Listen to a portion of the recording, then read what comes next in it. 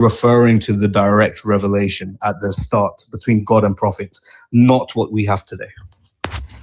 Right. So you have to tell me what it's referring to instead of telling me what it's not, because you can say that it's referring to the original, but if you don't have any evidence of the original being what you say it is, or even identify it, then you're just basically saying, I'm not talking about that, I'm talking about this.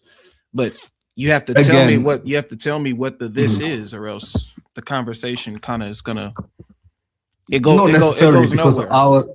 Not necessarily because our theology isn't dependent on this verse. We don't need affirmations of the prophet in previous scripture to believe in his prophethood. We can see that from many other parts of the Quran. But if you want to hone in on that particular verse, the direct revelations of that would happen between gods and previous prophets would be those that align closest with the Quranic theology. Right. That would be confirmation bias though, right? I mean, you did have a level of understanding of what to do that was kind of like not okay. And would you say that confirmation bias is also not okay when you're trying to prove your point? So, because basically it's just, I believe what I believe. It doesn't matter what proves my belief wrong, right? Not necessarily. I'm saying that the point I'm making is it's a difficult point I accept. It's because I can't prove it and you can't reject it, because fundamentally what I'm saying is the revelations in mention in this scripture do not exist today. There is nothing to compare them to. Yeah, but you don't. And I can prove they don't exist today. Yeah, I can prove they don't exist today because of the method of transmission. Yeah, but the problem is you haven't told me what the revelation is. You're telling me. Yes, I have. They are the original revelations. Yeah, but the original revelation doesn't say anything. That's like me asking you, what car do you drive? And you say the red car. I can go outside and see 1,000 red cars. So I see you've misunderstood my point. So from your understanding of the Bible, did God speak to Moses? Of course. So would that be considered revelation? Yes. And so we know that revelation exists. We know that this original revelation did happen. We both can agree to that. Yeah, but we're dealing with a book, not exactly. So let me carry on. Something physical, not oral. That's the thing. Exactly. So what the Quran then goes ahead and says is quite simply that what God told to Moses and Moses told his people, what they then passed on through the generations to what we have today, the understanding of the Torah, is not the same thing. Now, you can't independently verify that what God told Moses exactly. Once again, though, I'll answer the question. Hold on, really quick. Let me, because once again, you almost get to the point where I feel like you want to identify what it is, but then you just say words and then it just becomes nothing. And then you flip it into try to tell other people what they don't have. You started off good. The revelation that they had was revelation that was given to Moses. And then I hope you believe that it eventually got written down. And this is scripture that they had. That's correct. Where you need it was to written down, but right. But what we can also so give me a trail. I would like for so once we establish that the scriptures are existing, we need to establish a trail of what it was. Instead of just saying it no longer exists anymore and it doesn't say what my book tells me it's supposed to say. That's not how it works. So let's move the Quran to the side because I really like talking about this topic, and let's speak about the Bible only, right? Because these are the original scriptures in question. Are you familiar with the incident of the golden cow? Mm-hmm. So when Moses brought down scripture from God and he went to the people that had followed him, and one of the main rules was do not build a statue. What did they do? Aaron built a statue. They built a statue, and what did God do in response? Punish. He smited them all because he broke their number one commandment within a day. Literally, all it took was less than a day for them to corrupt direct revelation that Moses has passed on. That's not them. So what does that see right there? That's the problem. That's not. Why that's is that not. a problem? That's the problem right there. That's not them corrupting revelation. That's them. No, but it is them not understanding revelation. Hold on 1 second. As evidence. That's not them not understanding revelation either. That's them disobeying God's command, as they did plenty of. Hold on, Sim. as they did plenty of times in the Old Testament. So that's one second. If you read the Old Testament verse about this, for example, 1 second. Hold on. For example, are you saying that? Let's say in the Quran, right? Allah gives you a command. You shall not worship. Right? There's only one God, right? Now, if I go around and I say I'm a Muslim, but then I go around telling other people that there's another God that you should worship alongside Allah, did I just corrupt the Quran? Forgive me, I missed the last part. So if you're not a Muslim and you go around telling people things about the Quran. I said if I am. The same thing that you're saying here. God clearly does not like them building idols and etc. Right? They end up building one, right? And then God gives them a punishment. So you're saying that is corruption. You used the word corruption. You said they corrupted his revelation. That's not corruption. And so I'm giving you not corrupted, misrepresented. Okay, so now so you want to change it because you said that you see how quick it was for them to corrupt it. That's what you said. I mean, that's what the Bible says. Your people have corrupted themselves. That's what God said to Moses. He uses the word corrupted. But carry on. Is that a corruption of scripture or is that a disobeying of the law? That is a corruption. Okay, so essentially what we're saying, what the analogy I gave you, were the people of Moses intentionally trying to disobey God? Even after Moses has just taken them away from punishment. So even after everything Moses has done. No, but that's the point. And then we're gonna have to go back to the Quran because you can't remove the Quran out of the picture. Wait 1 second. So 1 second. We were talking about the incident with the golden cow. Yeah, Are you sure you understand the situation? Yeah, we're doing that now. I'm telling you that is a disobeying of God's command, has nothing to do with corruption of scripture. Why would they disobey God's command after he just saved them from Egypt? Because they're flawed human beings. They did it even after he saved them out of Egypt.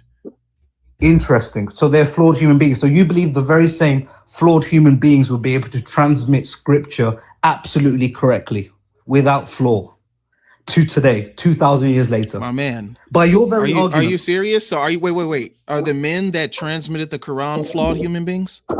But that's exactly the point I'm making, because if you accept that argument, can you answer the question? Are the men that transmitted your Quran flawed human beings? Yes, they are. All right. So can you trust them to transmit your Quran to where it's perfectly 100%? Because all right, because of so let's not play these games. No, 1 second. Can I finish? Can I tell you why? Yeah, but your standards are like insane. Okay, no, 1 second. I'll tell you why. Okay, so when the Quran was transmitted, it was done by someone called Zayd bin Thabit. Yeah, but I don't need you. 1 second. Let me finish so you can understand my point, and then you can argue with me. Hold on. I don't need you to tell me how. I don't need you to tell me how the Quran was transmitted. I can tell you why. I can tell you why my standard is different. So no, and then what you're doing is you're going to what you're doing is you're going to expose yourself as being a hypocrite. That's what you're doing. And you're that's saying, fine. If I dig myself into that hole, hold on. If I dig myself into the hole, that's fine. But if you don't listen to my explanation, I got you. We don't get anywhere. you. But the point is that I don't want to get drawn away by you telling me how your standard is good when it's the exact same standard for me. It works for you, but it doesn't work for me. Though. It's not, because our methodologies are different. Is Zayd a flawed man? So Zayd bin Thabit, of course, all human beings are flawed. All right, thank you. So your point was, you left it very vague. Your point was, how can you expect these flawed human beings to transmit the Torah properly? So can I answer? But you're going to explain to me how flawed. Let me finish really quick. Let me finish really quick. But you're trying to explain to me how flawed human beings can transmit the Quran properly. Correct, and I'll answer why if you let me. Is that not being a hypocrite? Once I answer the question, you'll realize why hypocriticalness or whatever the word is doesn't come into it. All right, make it quick, and then we're going to go back into your Quran. Amazing, fantastic. For Zayd bin Thabit, when he was tasked with transmitting a verse or writing down the Quran from an oral tradition into a scripture one, the only way a verse could be included if three things happened. He had to have two evidences, so two people had to come through with memory, and one of it had to be written down. And they had to be independent. The same person could not give an oral and physical copy. And for this reason, which is why Christians bring it up to us, a lot of verses were omitted from the Quran. Why? Because he did not meet that criteria. So the Quran was compiled using a very, very stringent criterion, which we can trace scholarly because it only happened, 1,400 years ago? Whereas you have the Torah, you have the Bible, these books were transmitted 2,000 years ago. There was no strict criterion that we can scholarly assess. And just like you said, these were flawed human beings that, just like you said, from the minute Moses brought down commandments, they went ahead and built a statue everywhere. They disobeyed him, even after God's merciful attitude towards them. Is that commandment preserved? That is the difference. The 10 Commandments, yes. Is the commandment not to do that preserved? Yes, it is. So what argument are you making that God's commandments weren't preserved? It shows that his commandments were preserved. They just disobeyed him. Where did I say that the entire message was corrupted? Okay, so now we're moving the goalpost. Thank you. So now let's go back to your Quran. So now let's go back to your Quran, because the fact that you're even able to complain about this is because God's command not to do that was preserved. Come on, bro. Now, let's go back to the book. Now, what set of scriptures was your Quran referencing when they say you can find him in these books? What books are you referencing? Because you keep telling me that you keep trying to tell me what they're not, but you never tell me what they are. So yeah, I did. The Torah and the Injil. That's just like telling me your car's red. Go find the red car.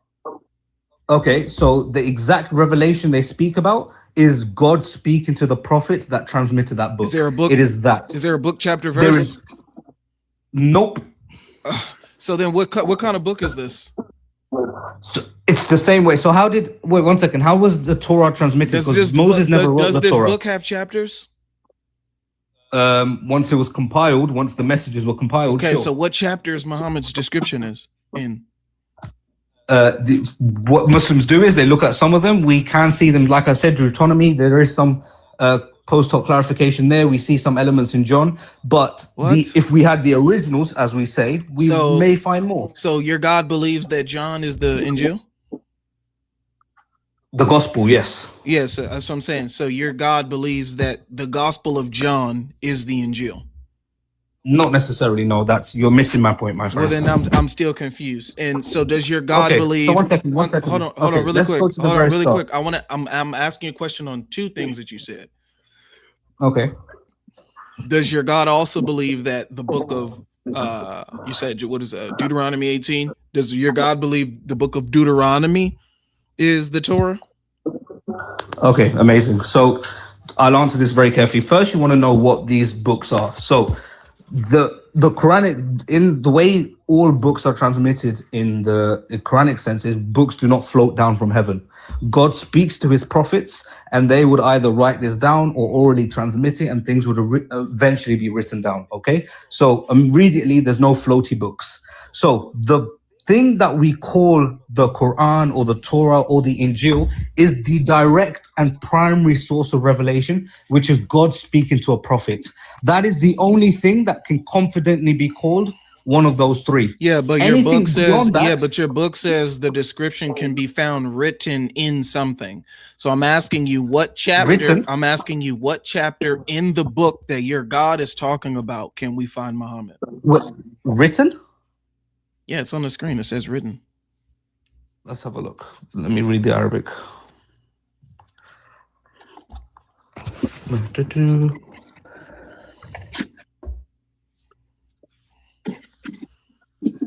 If you want to try to say it doesn't say written, that gets worse for you, bro. No, not necessarily. It may say written, and then I'll just refer back to things like Deuteronomy and John. Yeah, Deuteronomy and John is written. So you're going to say it doesn't say written, but then you're going to refer back to something written? So what are we arguing about? Just give me the chapter where Muhammad is found in the book that your God believes is the Torah and the Injil. Okay, let's have a look.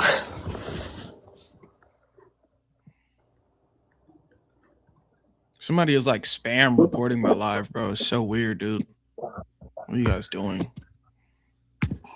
Y'all see this? As I'm talking to this dude, nothing. Hold on 1 second. You guys see this? As I'm talking to this guy, nothing is happening. I got 6 reports. They've just been flooding in. Nothing has happened. and I just lost the appeal to the last one. What kind of religion is this, bro? Where Muslims just sit in the chat and spam report because they can't come up. Weird, bro. Go. Okay, so number one, right? So the way we would look back at it, so obviously Deuteronomy being part of Torah, which is the Old Testament, well, there's two options I would give to you.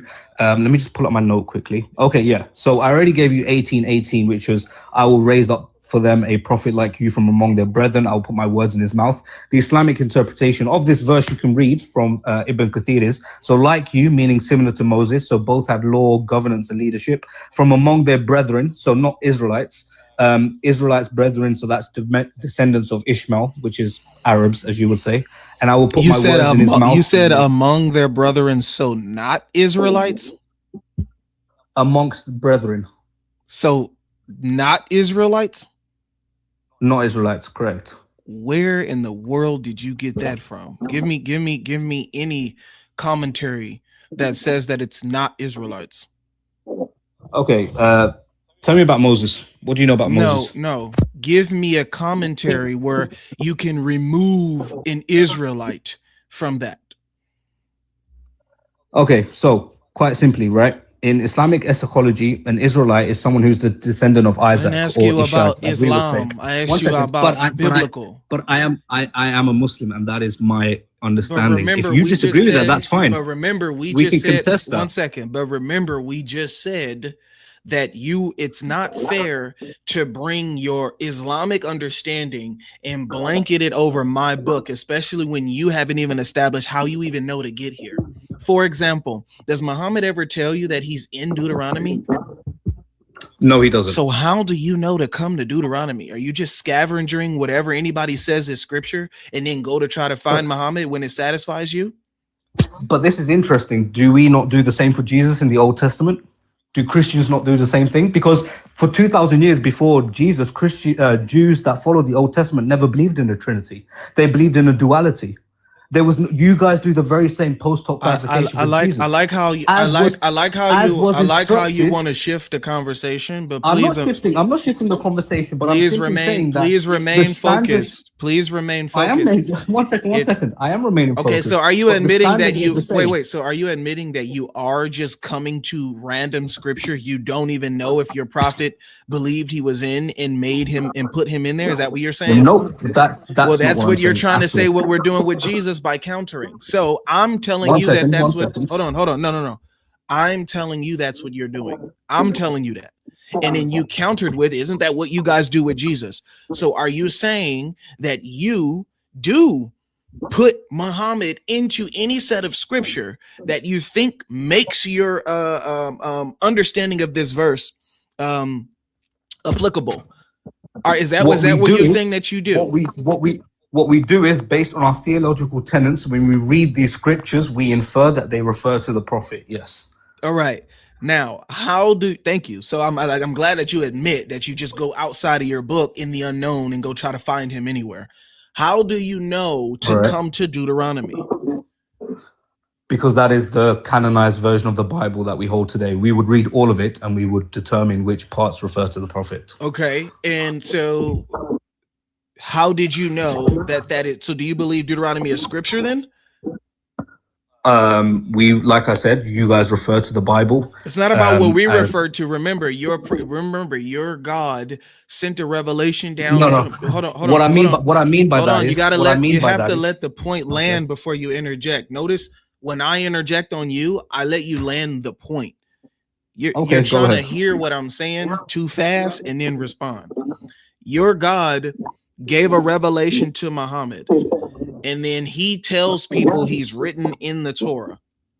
Then not him. He doesn't tell anyone, but okay.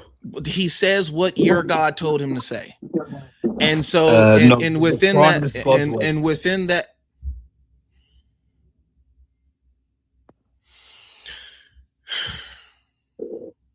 the words that came out of Muhammad's mouth was that I am written in the Torah.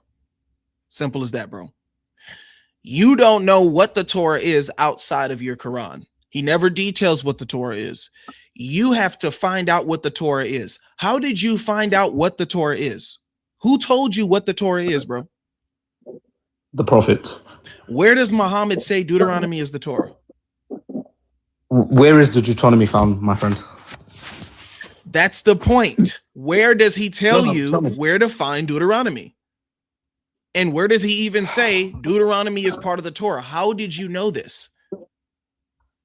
Because they refer to the Torah. The Torah is what was given to Moses, and Deuteronomy is found within that part of the Old Testament. Is the Torah the only book that talks about Moses?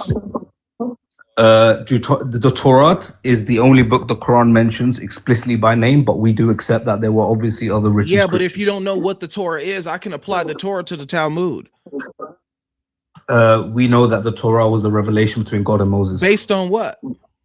Based on Quranic understanding. Thank you. So your Quranic understanding is that something was given to Moses, and then you go find out that Moses is having a conversation, something is given to him, and then you say this is the Torah. Did you know that Moses is talked about in other books other than the Torah that predate Muhammad?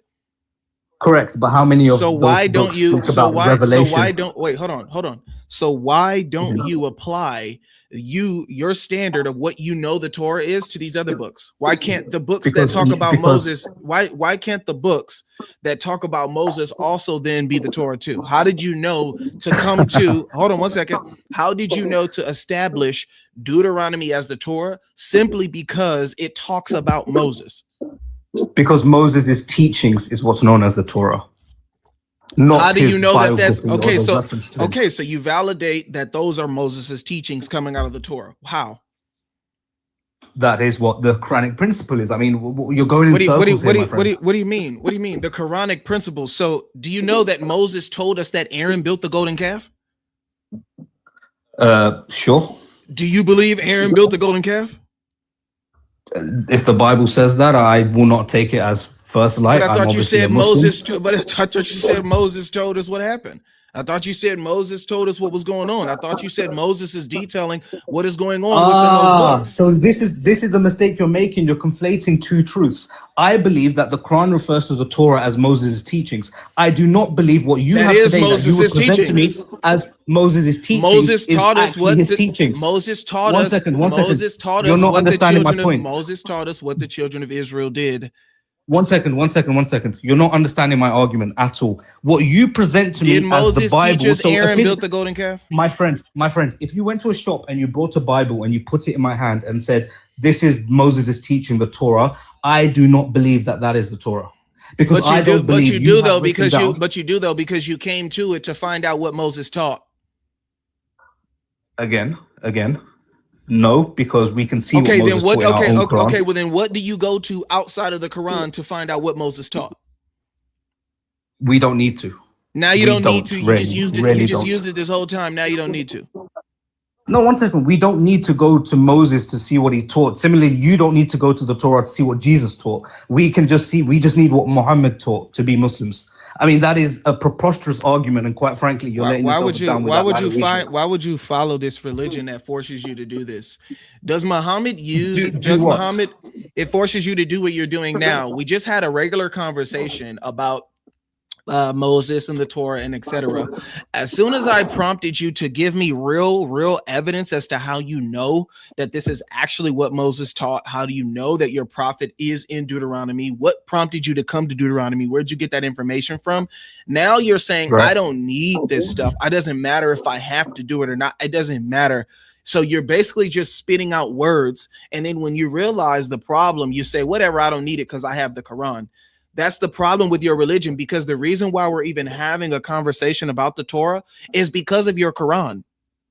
That's the point, again, bro. So what you're doing is you're conflating two very, very easy truths to understand, right? You're pushing me to prove what the Torah is, and I keep telling you that is not possible in my framework because I don't believe we have a written objective Torah. I like that. I like that.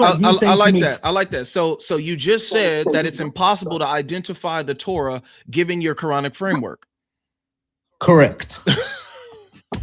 Well, hey, I don't think that there's nothing else for me and you to talk about then, bro. If you don't know, one second. You just admitted that your Quran is not sufficient enough for you to understand and identify what the Torah is. Yet you came to Deuteronomy and tried to tell me that the teachings of Moses is found here. You came to Deuteronomy to try to find out where Muhammad was. You came to a Torah to try to answer the question, and then turned around and said, well, my Quran doesn't really identify what the Torah is. From my Quranic framework, I really can't do this. No, you've missed that point again. And if we have an honest argument, that's fine. I've told you what the Torah is. I can objectively identify what the Torah is, but it does not objectively exist today. Just like Harry Potter exists today, the Torah in its original framework does not exist today. Obviously, there will be some similarities. Then why are you telling me where? Then why are you telling me where Muhammad is in it if it doesn't exist? Because today? You asked where I would find it. If I told you something, listen. If I told you the red car with the pink strip doesn't exist, and you say, "All right, well, your book says you can find a red car with the pink strip in this garage," would it make sense for me to tell you where to find that car? My book doesn't say that. Hold on. Would it make sense for me to tell you where that red car with the pink strip is if I just told you it doesn't exist?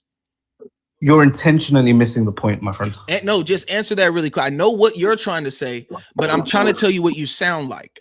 You're telling me, you're telling me that the red car with the pink strip doesn't exist. Then when I say, well, wait a minute, your book says that you can find it somewhere. Then you say, yes, go here. So how are you trying to tell me where something is while at the same time telling me it doesn't exist? If it doesn't exist, then that means you don't know where it is. No. See, this is where the mistake's making. Let me correct your analogy. All right, so let's clarify really quick. Let's clarify. I'm going to ask you two simple. I'm going to ask you two simple questions. I'm not even going to explain. Does the Torah exist? Of course, in an objective sense. All right, Yes, of course, in an objective sense. I don't even know what you said, la or ub? Yes, of course. Yes, of course. So now the Torah is back in existence. All right. The Torah has always existed, whether or not it exists objectively, as in fully 100% complete as it was intended to, no. Okay, so when you say the Torah exists, are you referring to something physical? Can I explain it to you very simply with an analogy? You see the point? You see the problem when we get when we get to something? No. Because I know what you're doing. I know what you're doing. One second. I know what you're doing. I thought we were at a similar levels of understanding of theology and translation until I started to question your answers. No, not necessarily, because what you're doing is you're misunderstanding my point and you're conflating. Imagine what I think. I told you I would ask you two. Hold on. I told you I would ask you two simple questions and I won't explain. I haven't even done that yet. You just avoided the second question. Okay, go on. Okay, ask me the second question. Look at this, Muslims again, spamming. No, again. Hold on, spamming again. I have another restriction. As you guys see, nothing is happening. They're just someone's in the chat spamming reports. This is incredible, bro. Go on, second question. First question: does the Torah exist? You said yes. Does it exist in physical form? To some extent. To some extent. Interesting. Yes. All right, go ahead. Okay, so the way I'd explain it, you use the car with the pink strip, right? So what I would say is, imagine we have the original Torah, it's your car. But as it's been driven through the times of humanity, it's lost a wheel, it's lost a wing mirror, it's lost a viper, it's lost a frame, whatever, it's lost another wheel, etc. So we still have remnants, a shadow of the original Torah, but it does not contain the full scripture. Therefore, it's not a corruption. It's the same vehicle, but it's now a misrepresentation. Because as times have gone on, someone's added a new windshield or a new wind mirror. The car's being renovated. It's gone in for service. That is the most easiest way I can explain to you what the Islamic understanding of these scriptures are.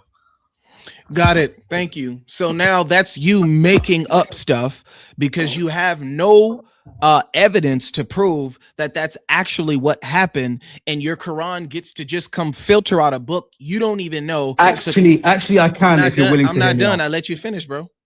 Go ahead. So The reason why that standard is insane is because it's built around confirmation bias. You believe that your book is from God, therefore you can come to anything that you believe is what your Quran is talking about and filter it out with the Quran. For example, can you identify what parts of the Torah is corrupted or not? Yes.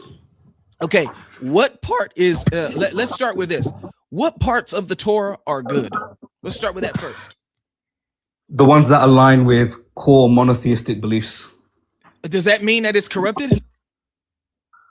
No, you asked me which parts are good. I'm sorry about that. Does that mean that the opposite means that it's corrupted? No, misrepresented. What? Wait, what? Can you see if you're not understanding what I'm saying? This is rather than responding to what you think I'm saying. Hold on. Wait. Are you saying that? What does it? Are you wait? Are you remember? You're saying that the Torah exists not in its totality, right? So you're saying totality is the wrong word. Totality is the wrong word. Not in its original form. Not in its original form. So is it corrupted? It's misrepresented, my friend. Now it's not now it's not corrupted. Now it's misrepresented. I promise. If you go back, the very first thing I said is Muslims do not believe in corruption because you cannot corrupt God's divine world. Lord have mercy. Everyone in the panel can agree. Okay. I never said you. Okay. I said you cannot corrupt God's divine word. This is actually crazy. All right. So, are you saying that the Torah is misrepresented when it's not in line with your Quran? I'm saying that the Torah is misrepresented, yes, and that is why God had the need to send Christianity. How do you know it's misrepresented? Because he sent Jesus for you, and then eventually the prophet for us. If the Torah was completely correct, he would have no reason to send a new religion to correct the people that were going astray. Okay, pay attention. It's very simple. Okay, pay attention. When it says Aaron built the golden calf, is that a corruption or a misrepresentation? Aaron built the golden calf. It's a story I also agree with, so neither. What? You agree, my Aaron? Friend, wait, you agree, Aaron? Wait. You agree, Aaron built the golden calf now? You're referring to when Moses went up to Mount Sinai and he came back and they built a golden calf? Yes, in the Torah, Aaron built the golden calf. You agree with that? I believe that is a story mentioned, yes. But I didn't ask you that. Is that true, or is that is that true? Did it happen? Sure. All right. Go to your Quran. Okay. And now that you believe that it happened, you can't unbelieve that it happened now. So no, I perhaps made a mistake. I don't think it was Aaron. Now it's not. 1 second. Now it's not Aaron. So how did you draw that conclusion that it wasn't Aaron within a span of 2 seconds? Because I remember the Quran verse that says the Samiri has led them astray. Does that mean Aaron didn't build the golden calf because your Quran says something different? Correct. The Quran is the correction of previous scripture. Thank you. Exactly. That's the point that I'm getting at right now. You're implementing confirmation bias in the conversation. There's nothing that I can show. Can I respond to you very quickly? Every time I try to get a point off, you cut me in the middle of the point. Wait till I land the point. Okay, make your point. Stop running away from the stuff you say. Go ahead. The point is that you're implementing confirmation bias into the conversation. You do realize that you're talking to someone who's not Muslim, right? Amazing. Yep. That means that if I do not believe that your book is from God, you saying you believe your book is from God, therefore my story is correct, doesn't work for me. You know that, right? I do, but you refuse to listen to objective evidence. No, that's not objective evidence, dude. How do you know that Aaron didn't build the golden calf? You said because my Quran says something different. That's not objective evidence, bro. Okay. All right. So can I answer the question? Is that objective evidence? Saying my Quran says something different? For me, because of the fundamental beliefs, but using let me step aside. You the question for you. Let me step aside. I'll astaghfirullah. I'll put Islam aside. It is not objective. No, because you put Islam to the side earlier, and that didn't even work out for you. So we're bringing Islam back. You can't keep putting Islam to the side. Everybody heard you put it to the side earlier, bro.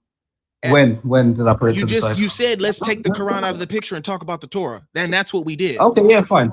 Yeah, you can't do that twice. Yeah, we're not. Okay, land your point. Land your point so I can respond. Yeah, you're not removing Islam out of. Land your point. The ad libs aren't helping the conversation. No one's ad libbing. I'm just letting you know that you can't remove your religion out of the conversation when it suits you. Okay, it's here because your Quran is the problem. Continue. Notice this. He says he doesn't need me to ad lib. What was he just doing when I was talking? Okay, do you want to land your point so I can respond? Like the projection is insane, bro. Now you're going, yeah. Yeah. Now the problem that you have here, bro, is that you admitted you're using confirmation bias for you to answer the question. Does confirmation bias answer the question for everybody or just you? Go and explain. Do you know what confirmation bias is? Yes. What is it? I already have a set out belief, and it's basically what's known as post hoc clarification. So does it help you? It is done a lot, yes. Does it help you? What do you mean, does it help me? Me, just myself, Muslims as a whole, Islam as an entity? What do you mean? If you're confirming your own bias, who does that help in the conversation? That is not beneficial at all, no. I didn't ask you, was it beneficial? You said, who does it help? If you're confirming your own bias, pay attention to the words, your own bias. Fine, it's beneficial to me. Thank you. Now, does that help everybody in the conversation or just you? In that particular context, me. Thank you. So when you say, I have the right story because my Quran says something different, you are only confirming your own bias. That means absolutely nothing to me. That is a simple truth that I would have agreed. I agreed with that from the point one. I don't know why we're doing this side road. Oh, well, then there's no conversation to be had if you're going to come here with. But there is. Let me ask you this. Let me ask you this. Watch this. No. There is no conversation to be had because you're coming in here with an "I'm always right" theology. Listen, I'm not doing that. I'm willing to put that to the side if we can both accept. What do you mean you're not doing it? That's what you just admitted that you did. One second. Okay, very simply, I did it based on the same premise that you two do it. Okay, what? That is the whole reason. 1 second, I'll explain it very carefully. If you're willing to listen very carefully, so the people in the comments can understand we're being fair to each other, I can show you exactly how Christianity does the exact same thing. And if we both put it to the side, then you're in trouble as well as me. Are you ready? My man, this tit for tat whataboutism and pointing the finger at everybody else doesn't answer. Are you afraid to answer? Are you afraid to answer what I'm going to ask? Pay attention. This tit for tat, pointing the finger, whataboutism, what about that person over there? We all do the same thing. It does not help. To do with that. It's intellectual dishonesty. Does not you're help. Putting me into the. You're putting me into a pit that you lie into. Okay, stop. You're saying that you're not doing this. Then you're saying that you are doing it. Then you're saying, let me show you why I'm justified for doing it because you guys do the same thing too. My man, this is the most confusing conversation that I've ever had in my life. You can't even focus on the things that you say because you're conflicted, because your religion confuses you. You don't even understand why we are even talking about the previous scriptures. We are operating on different levels of theology. Let me see if you understand. I approach this conversation assuming that we transcended the limits of Christianity, Islam, Judaism, and could focus on core theological tenets. Not with confirmation bias, bro. That doesn't happen with. This is what I mean, right? You're asking me. Hold on, stop 1 second, Sim. You're trying to do that, but it doesn't happen with confirmation bias. It's impossible. I promise you, my argument for whatever happens is not because the Quran says so. That is a Muslim rhetoric. That is what Muslims believe. Did you not just admit you use confirmation bias? 1 second. This is amazing. So what you asked me, the way you framed it was as a Muslim. What do you believe? No, Sim. Now you're being dishonest. Did you not just admit that when you tried to tell me which story was right or what's wrong, it was because your Quran says so, meaning you use confirmation bias? It's because I am a Muslim. That is a core tenet of my belief. Just like you would disagree with what the Quran says about Jesus because you are a Christian. That it's not confirmation bias. That's belief. Got you. I don't think that you're even focusing and listening to what yourself is saying. I accept. That was confirmation bias. Okay, thank you. So stop saying you're not using confirmation bias. I did in that situation, sure. Okay, so stop saying you're not using it. Right. Now, can I ask my question? Not I've waited for 5 minutes. Not yet. Because I wanted to, I wanted to, if you're going to use this standard, I want to ask you this. With the standard that anything that goes with the Quran is true and anything that goes against the Quran is false, how can I prove the Quran false with previous scriptures? Amazing. So to prove the Quran false, you have to provide objective, non-related evidence. So it would be things like nothing to do with religion, historical documentations proving mistakes, fallacies, contradictions. Same thesis applies to every religion. What? Did you hear yourself? In order to prove you just asked me how would I prove the Quran false? My man, I got 2 words out. I let you finish. I had 2 words out and you're cutting me off. Do you see do you see what you're doing? All right. I don't think you understood my answer. I understood wholeheartedly what you said. You have to stop cutting me off as soon as I was trying to tell you. You cut me off as soon as I opened my mouth. Go ahead.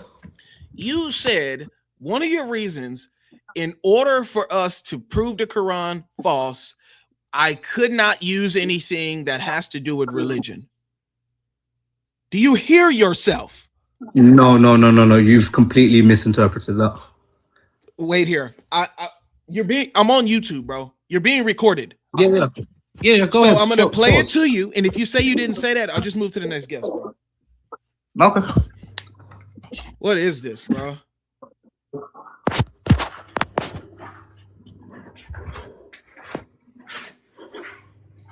And so somebody got the nerve in the chat to say, "Do I hear myself? Do I hear myself?" Host. Life is quite simple. I said you have to use non-religious sources to prove. You can't use Islamic sources to prove the Quran right. That is redundant. Brother, you're not tracking, bro. Hold up. Things like nothing to do with religion, historical documentation proving mistakes. What'd you say?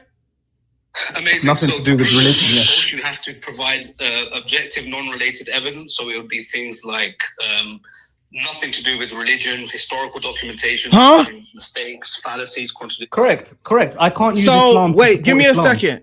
Man, stop, bro. I don't know why y'all play these weird games, dude. You said nothing to do with religion. Now you're qualifying it. Bro, be clear on what you say or don't say anything at all. Okay, so now I want to hear. Wait, give me a second. Give me a second.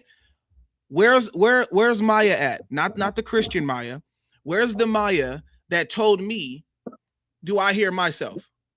Whilst you get that ego boost in track, I mean, what I said makes sense. There is no necessity for an ego boost. You would agree. I can't prove Islam exists with Islam. Stop. I just. How is that a weird thing to say? I guarantee you she doesn't comment again. I just want people to realize. Look at Maya. Look, Maya. So hold on. Maya, the non-Muslim, whoever you are, you told me, do I hear myself? I just played a clip where he said he didn't say it, and that's exactly what he said. No, you misinterpreted what I said, and that's my mistake for not being clear. I admit that too. So I didn't misinterpret what you said because that's exactly what you said. I first said, I've mentioned Islam, then I said it's nothing religious, referring to the object of my sentence, Islam. Islamic sources. I cannot prove Islam using Islam. That's why I said. Did I ask you about Islamic sources? Non-religious sources. You asked me what can I use to not prove this is the last. This is the last time. I'll give you 2 minutes, and then we're moving to the next guest. I specifically asked you about the previous scriptures. If anything goes against the Quran is false, and anything that goes with the Quran becomes true of the previous scriptures, how can I use those to prove your religion false? Okay, so just to clarify your question, to make sure we're on the right page. So if anything from previous scriptures goes against my Quran, but anything from previous scriptures that goes for my Quran, what are you asking me again? Go on YouTube and figure it out, man. Hey, thanks for coming up, man. Maybe on the next conversation you can come back up. I do think that early on it was good, but now you're like you're not even paying attention to the words. Okay, that's fine. But can I land my question before you let me go? This is your standard. Anything in the previous scriptures that go against the Quran are false. Anything in the previous scriptures that go with the Quran are true. Now you don't understand what that means? Oh no. Okay, now I understand. So how can I prove the Quran wrong with the previous scriptures with that standard? That exactly. The question answers the question. With that exact standard, no, you wouldn't be able to. Thank you. So get off my stage, then, bro. We're not having a real conversation. What? You come up with the notion that nothing can prove the Quran false. Bye. What are you up here for? He just said, oh, I'm not using confirmation bias, but then confirm confirmation bias and then confirm that, yes, with that standard, there's no way you can prove the Quran wrong. Thank you. So what are you up here for? How you doing, host? Wait, calm down. How you doing? What's up, bro? I'm chilling. How you doing? I'm doing good, bro. Are you a Muslim? Islamist. So you're a Christian, right? Are you a Muslim? Yeah, but are you Christian? Yeah. How unfortunate. How can you pray to Jesus when he put his head down and he begged and cried to Allah? He said, please spare the people. Are you here to play? Are you here? So Jesus can. I'm not here to argue with random people, bro. Hey, don't. I'm not here to argue with random people, bro. Go to somebody else's TikTok, bro. Don't come here with that. I'm not no little kid, bro. You can go play around with you and your friends on TikTok somewhere else, bro. Here to have real conversations. You just want to argue and be mean and be mad. Go do that somewhere else, bro. Go do that somewhere else, my man.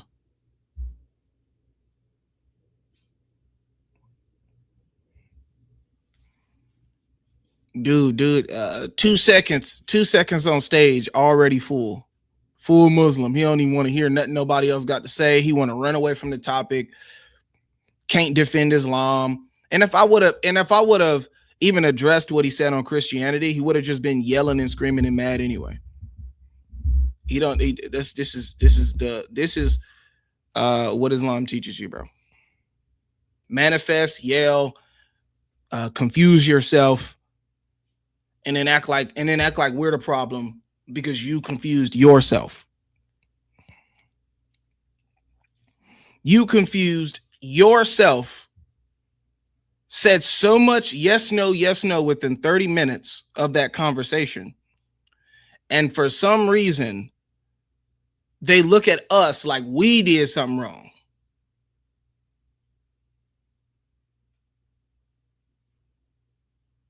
Y'all take note of that. Y'all take note of that conversation. What was that? Yes, no, yes, no, yes, no, yes, no, yes, no.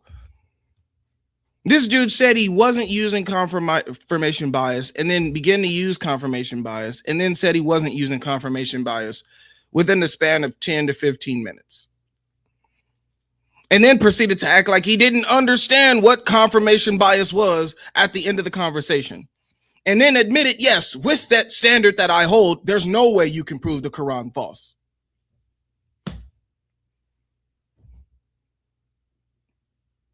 So in order to believe that your Quran is right, you have to just believe that your prophet is from God. There is no objective standard there. It's once you've locked in that, hey, this is from God, then everything becomes right. Even when it's wrong, even when it's clearly wrong.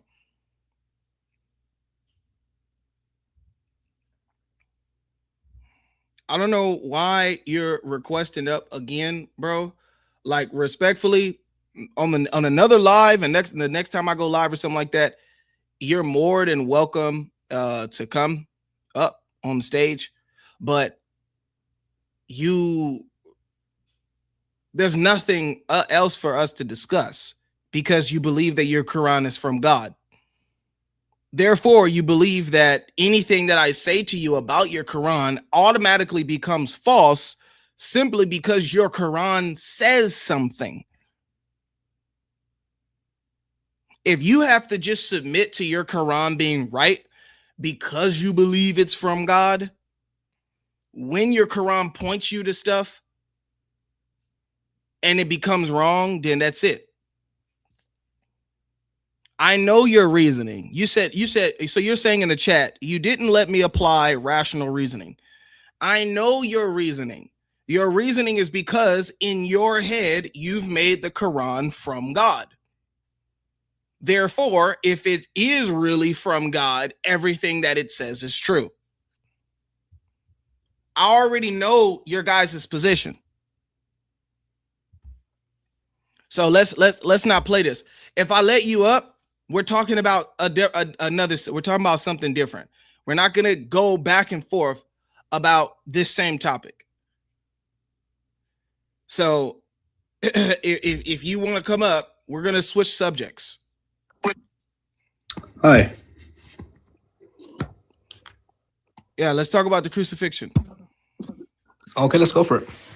Why do you believe Jesus was not? And the reason why I let him up, guys, I don't have any more guests. We got 700 people on YouTube. I don't want to just be talking to nobody. So he was actually respectful. It's just once he breaks out of the cycle, he may understand that what he's doing is a fallacy. But it's all good. So let's talk about the crucifixion. Okay. Why do you think your Islamic narrative of the crucifixion makes sense? Okay.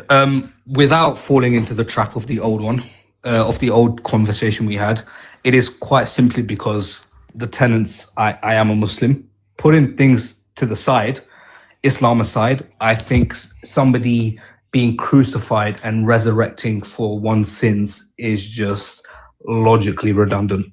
It makes no sense. Okay, so how does that prove that your Islamic narrative of the crucifixion makes sense?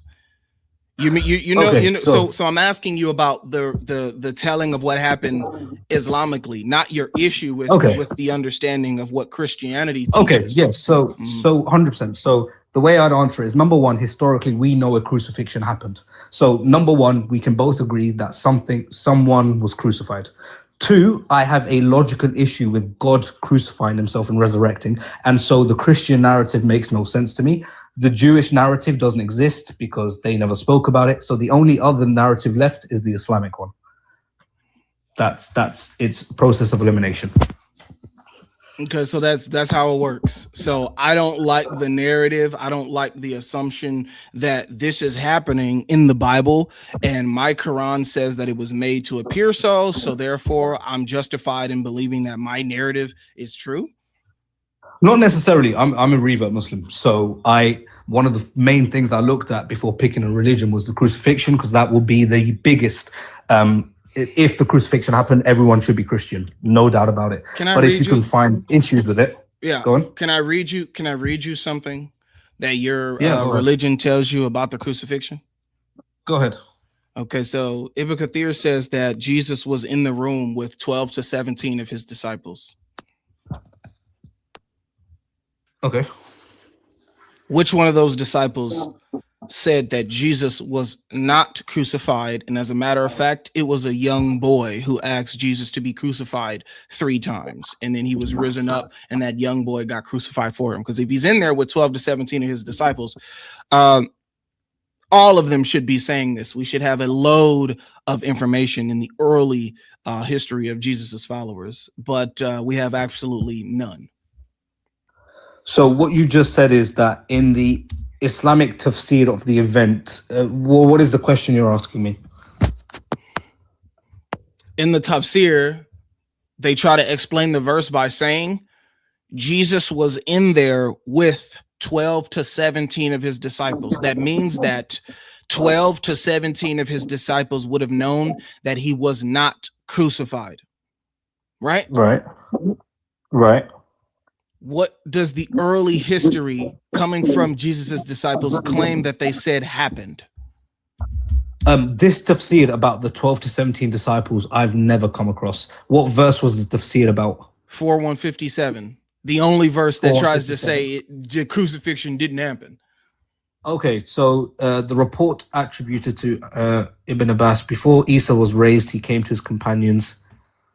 A young man volunteered. Some summaries often mention 12, 13.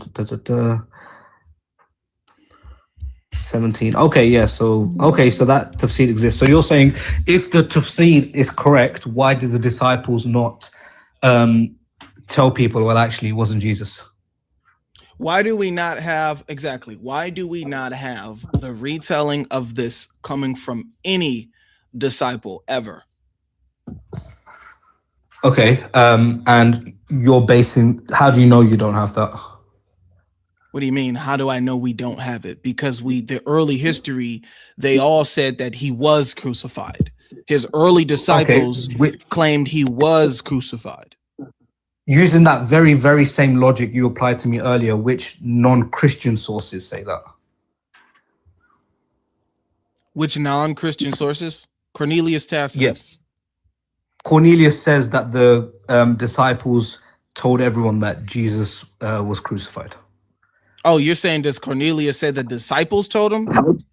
Well, you're asking. No, he doesn't. Cornelius doesn't say that the disciples told him. No, Cornelius Tacitus says that Christ was crucified.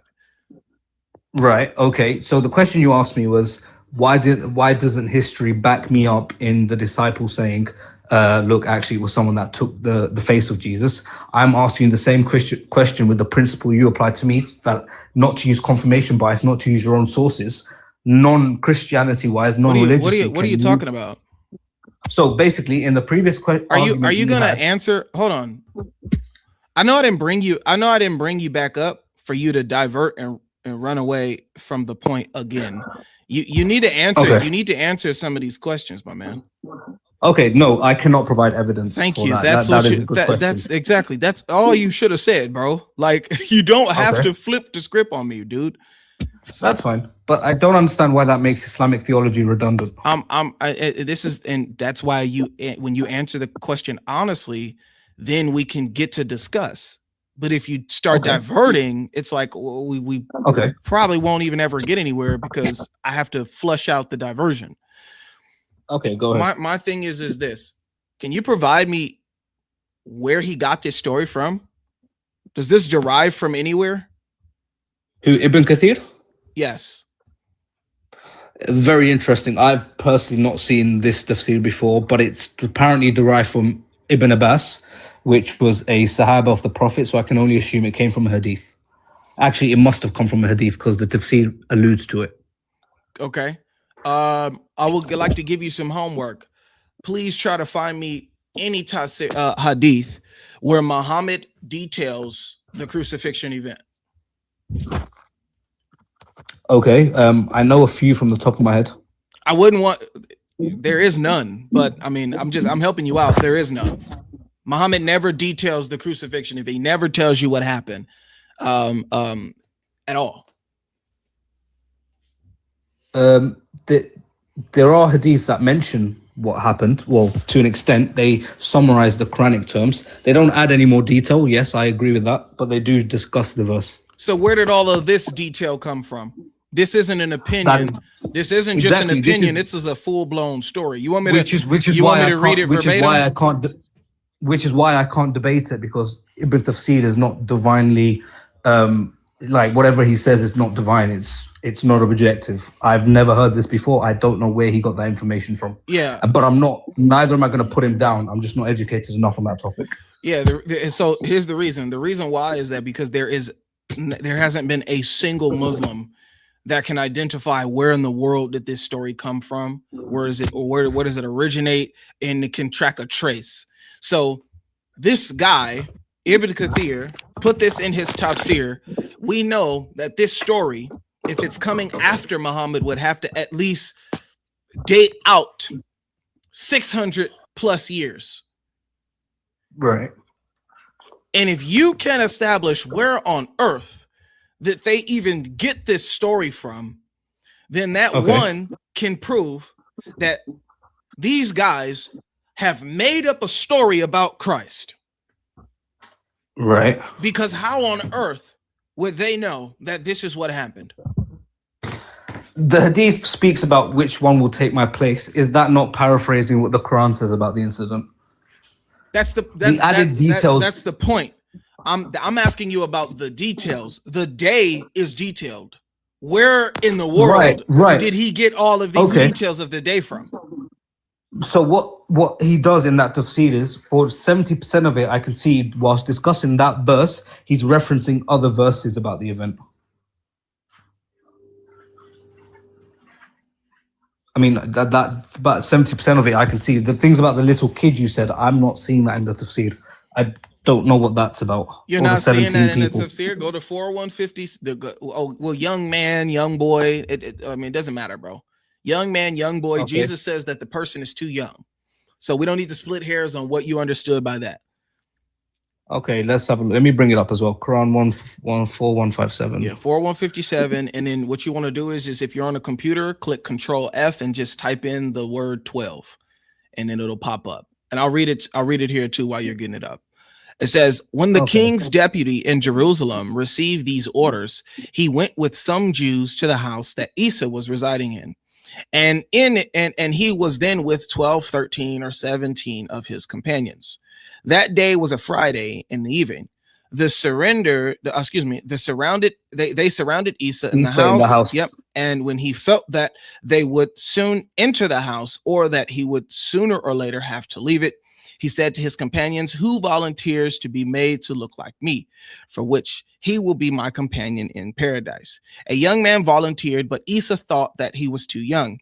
He asked a question a second and third time, each time the young man volunteering, prompting Isa to say, well then, you will be that man. Allah made the young man look exactly like Isa, while a hole opened in the room of the house, and Isa was made to sleep and ascend to heaven while asleep. Allah said, and remember when Allah said, oh, Isa, I will take you and raise you to myself. When Isa ascended, those who were in the house came out. When they surrounded the house, saw the man who looked like Isa, they thought that he was Isa. So they took him at night, crucified him, and placed a crown of thorns on his head. But that's not an opinion. That's not a suggestion. That is a detailed story. He even said what day this happened. So I found the hadith where it comes from. It comes from Ibn Abbas. It's strangely, it's attributed only to Ibn Abbas, so we don't know if it directly came from the hadith of the Prophet, but it speaks about the young man and the place. So that's where Ibn Kathir got it from. But then if you were to then ask me the same question, okay, where did Ibn Abbas get it from? I would say the most likely conclusion is the Prophet. But I don't know enough about this hadith. It's not a Sahih hadith. It's a Maquf report, meaning it stops at a companion. We don't attribute it to the Prophet. So what Ibn Kathir is doing, he's explaining every possible narrative. He's not asserting that that is what is the case. You think this is him explaining a possible narrative by really like creating and giving full-blown detail of what happened that day up until the young man got crucified? If you read the full tafsir of Ibn Kathir, what he does for every verse, he basically attributes every single possible hadith. He doesn't provide an opinion. So are you saying Ibn Abbas made up a fully detailed story of what happened that day? I'm not saying he made it up, but I am admitting that the hadith is not referred back to the Prophet. No, it stops at the companion because we cannot authentically link it back to the Prophet. You would be familiar with those type of reports. They're called Mawquf reports. So is the story made up, or is it true? Is it false? What is it? I would fundamentally not care about it. If the Quran hasn't talked about it and we don't have an authentic revelation from the Prophet himself, I would not accept it at face value. So Ibn Abbas says something, Ibn Kathir puts it in his tafsir, and you guys say, I don't care about it. No, again, that's not what we're saying. These what Ibn Kathir does and what Ibn Abbas says, these are not theological truths, neither are they divine truths. They are just explanations. So if it's not a theological truth, it's a false, made up, detailed story of what happened that day to Jesus? Not false, it's unverifiable. It is very possible that this is something that's come from the Prophet, but as I explained before, unless we can guarantee that, we're not going to accept it. Because then we could literally have any number of companions that say, well, actually this and this. Unless we can authentically trace it back to the Prophet, we will not accept it. Wow. That is being so truthful. Ibn Abbas told an unverifiable, detailed story about what happened to Christ that day. No, what's happened is when Bukhari wrote his hadiths, when he wrote it all, he was not able to find a link between Ibn Abbas and the Prophet. My brother, you just said it's unverifiable. Is it unverifiable or correct? Not? Correct. There's no chain of transmission between Ibn Abbas and the Prophet. So who told this unverifiable story? Again, just so you understand, we're talking about the chain of transmission. Ibn Abbas has said something. I understand that. You're deeming the story unverifiable. You're not willing to say that the story is true. Regardless of how you claim what's going on with the chain, you're still referencing that back to the story. You don't know if the story is true or not. You're saying it's unverifiable. Correct. So yes, I'm not going to say it's true. Right. So who told this unverifiable story about Jesus and what happened that day? It traces furthest back to Ibn Abbas. Thank you. So what makes you think that I could believe anything that comes out of Ibn Abbas's mouth now, that I can assume that he created a full-blown story about Christ and the crucifixion that day? What makes you think that I can trust hold on, I'm almost done. What makes you think that I can trust your religion when I can see that even from your words that there's an unverifiable story seemingly made up by somebody trying to tell us what happened to Jesus that day? That literally breaks your entire verse 4157 because it lacks so much detail. It's super vague. And then here comes Ibn Abbas trying to clean it up. And here you're saying, oh, that's not even verifiable. It's an unverifiable story. We don't even really know if that actually happened that day. What makes you think I can trust that? Hold on. What makes you think that I can trust that the verse 4157 has any truth to it when it's backed by a fake, unverifiable, made up story? Okay, so number one, the verse came first, and so backed up doesn't make sense in that sort of relationship. Number two, Ibn Abbas is not our divine figure. He's not a theological authority. What he says on a matter doesn't matter. I mean, it's just really strange to think. We understand the Quran, that is the basic truth. That is the 100%. If sometimes hadith can give us more knowledge or more context, that's fantastic. Great. If we can verify them through to the Prophet. This is a hadith. It's fantastic. The reason it's recorded is because it's come from a companion. But because we can't trace it back to the Prophet, it is not a theological truth. Any Muslim that uses it to say, no, this must be absolutely 100%, this must be divine. No, it's just providing a potential context or a potential angle. So if it's not a theological truth, then what is it? It's a companion who's mentioned something about this verse. I mean, tafsirs are not theological truths. So so his story, is it true? I don't know. Could be, might not be. Makes no difference to my understanding of events. Could be, might not be. All right. Okay. So if we go with could be, right? Right. Can you try to validate this story? If I say it could be? Yeah. Okay. Could be the Quran verse does speak about someone being made to appear like Jesus. They share similar content in that regard. The details I can't verify, but those two things make sense. No, I'm not saying validated with the Quran. I know that he's trying to explain what 4157 says. Can you validate it with history? No. So I have more than enough reason to dismiss Ibn Abbas and deem 4157 a made up verse, right? If you wish to exclude all Islamic sources, sure. Well, we're using an Islamic source that you just said that it's not verifiable. So if I were to try to get understanding from this verse and there is no understanding that we can clarify on what in the world is going on here, I have every right to say this is made up. There's no reason for me to believe Jesus wasn't crucified on the basis of this story. 100%. I'm trying to be as honest as possible to avoid falling into confirmation bias, but I do have to point out, if the roles were reversed and I was pushing something in your paradigm, you would fall into the exact same problem. No, not really, because we actually have evidence and proof coming from history inside and outside of our biblical text.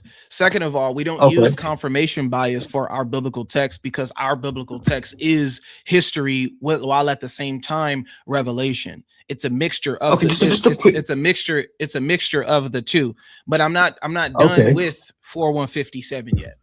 I just wanted to. I'm not done. Trust me. I have full blown live streams about the crucifixion from the Christian side. I have no problem talking to you about that. Okay, I'll carry on with 4157, but if you allow me then afterwards to then push the questions onto you. Sure, absolutely. So I do have what time is it now? I have an hour and 15. So I'll make sure that I save some time for us to go over why the crucifixion makes more established sense within Christianity.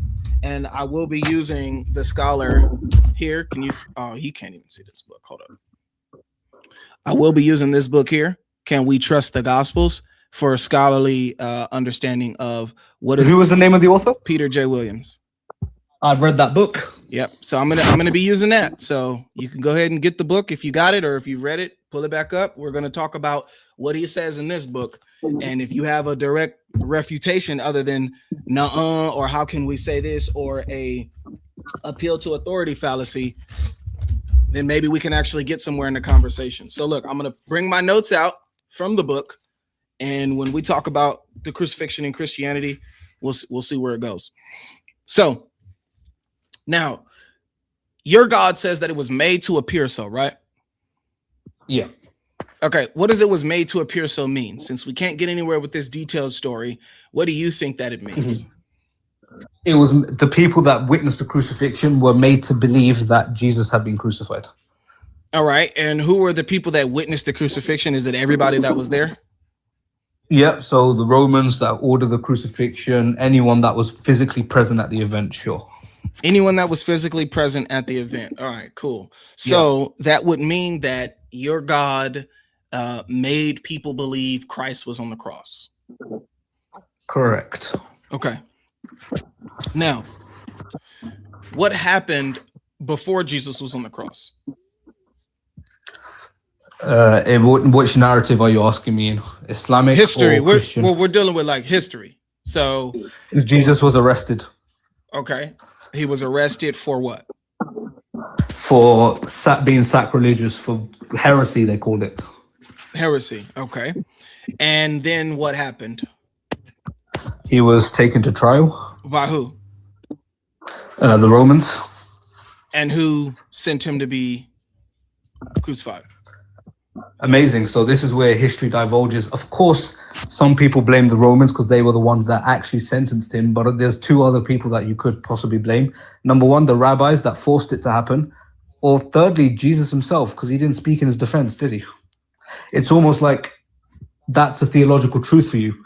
If Jesus had defended himself and he wasn't crucified, you wouldn't have Christianity. Do you agree that the Romans... I love this topic. Yeah. Do you agree that the Romans had... See, we're going to get into crucifixion and Christianity too fast. Let's stay with Islam, because I love the topic too. Okay. And I'm trying my hardest not to bite on what you just said. All right. So your God made it look like Jesus was the one on the cross. So would it make sense for them to say he was actually crucified? Sorry, what? Would it make sense for Jesus's followers to say he was crucified if that's what they saw? Sure. Right. So there were eyewitnesses of Jesus's crucifixion? Yeah. All right. So that would mean that that's the reason why we have people saying he was crucified, even inside and outside of history of the Bible. Correct. Got you. So then, do you know what happened to those Christians after they claimed Christ was crucified? And a lot of them were persecuted. Some of them traveled far. They were tortured, persecuted, etc. For what? For spreading Christianity. Right, because after this event, Christianity spread like wildfire. This was like the seal of the deal, along with the resurrection, etc. But not historically speaking, not straight after the resurrection. It was quite a few years later when the Gospels first started emerging, about 60, 70 years later. That's because they were getting persecuted. You just admitted it. Christianity. A lot of them went into hiding. Do you know how long Christianity was illegal? No, 100%. So immediately after the crucifixion, a lot of them went into hiding because they weren't free. Because they weren't even free to practice Christianity, and that's what we're gonna that's what we're gonna get into in this book here. Yeah, exactly. So historically, there was 3 stages. Number 1, they went into hiding. Number 2, they then started creeping out and spreading Christianity, at which point they were persecuted. And then 3, people saw this and Christianity bloomed. Okay. So did your God want people to believe Jesus was crucified? He wanted to protect his prophet. What his intention was for belief, I can't say. Did he know people were going to run around and his disciples and his followers? Of course, God in his omniscience would know what would be the ultimate outcome. Okay. So why did he come 600 years later and say that he wasn't crucified? Why would he let those people for hundreds of years that were devout followers of Christ run around and go to their untimely unaliving because of a lie that your God deceived them into believing that happened? Because it's not, he didn't even just deceive Jesus's enemies, he deceived his followers. Yep, same reason that God allowed the Jews to thrive for 2,000 years before sending Jesus as a correction. Wait, are you saying that human beings doing something is the same as your God actually making that happen? Again, you're conflating 2 things I've said. No, you asked me why did God wait 600 years for humans to live out their derangement per se. I'm saying very similar. Derangement in the first G. Okay, not derangement. That's the incorrect word. No, I think it's the right word. It's the perfect word. Deranged. They were deranged.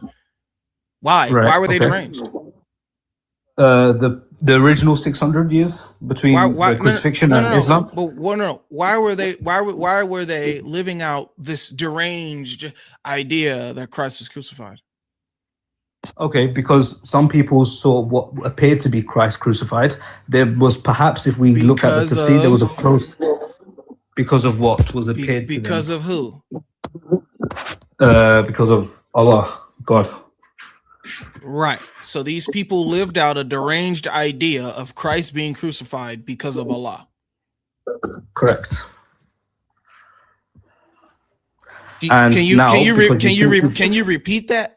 Because you think you've trapped me in a rabbit hole. I'm not trapping you in anything. This is what your God actually did.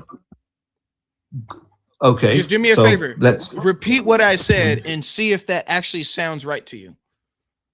Because God was able to deceive the people that witnessed the event, they went ahead and spread Christianity and were persecuted for that belief. And they spread a deranged idea of Christ. Right. And that's your God's fault. Okay, but even if we accept your version of events and God was crucified, people were still persecuted. We're not there yet. That's fine, but I'm just saying the end goal is people were persecuted in both scenarios. So who's just and who's evil? You think I'm joking with you, man? Look.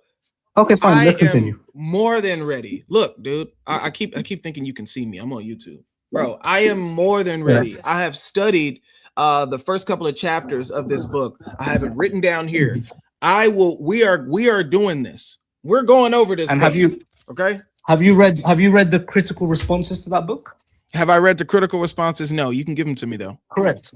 Oh, 100%. We will definitely go into them. All right. So stay focused on Islam, man, and what your God did. Go ahead.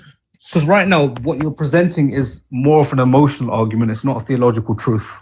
No, it's not. It's not in it. It is. You're basically saying your God is so evil to be able to do this. Therefore, your God must not be real. That is an emotional argument. It's not based on facts. Okay. That is basically the foundation. So would your God deceive the followers of Christ and force them to spread a message that prophet never brought?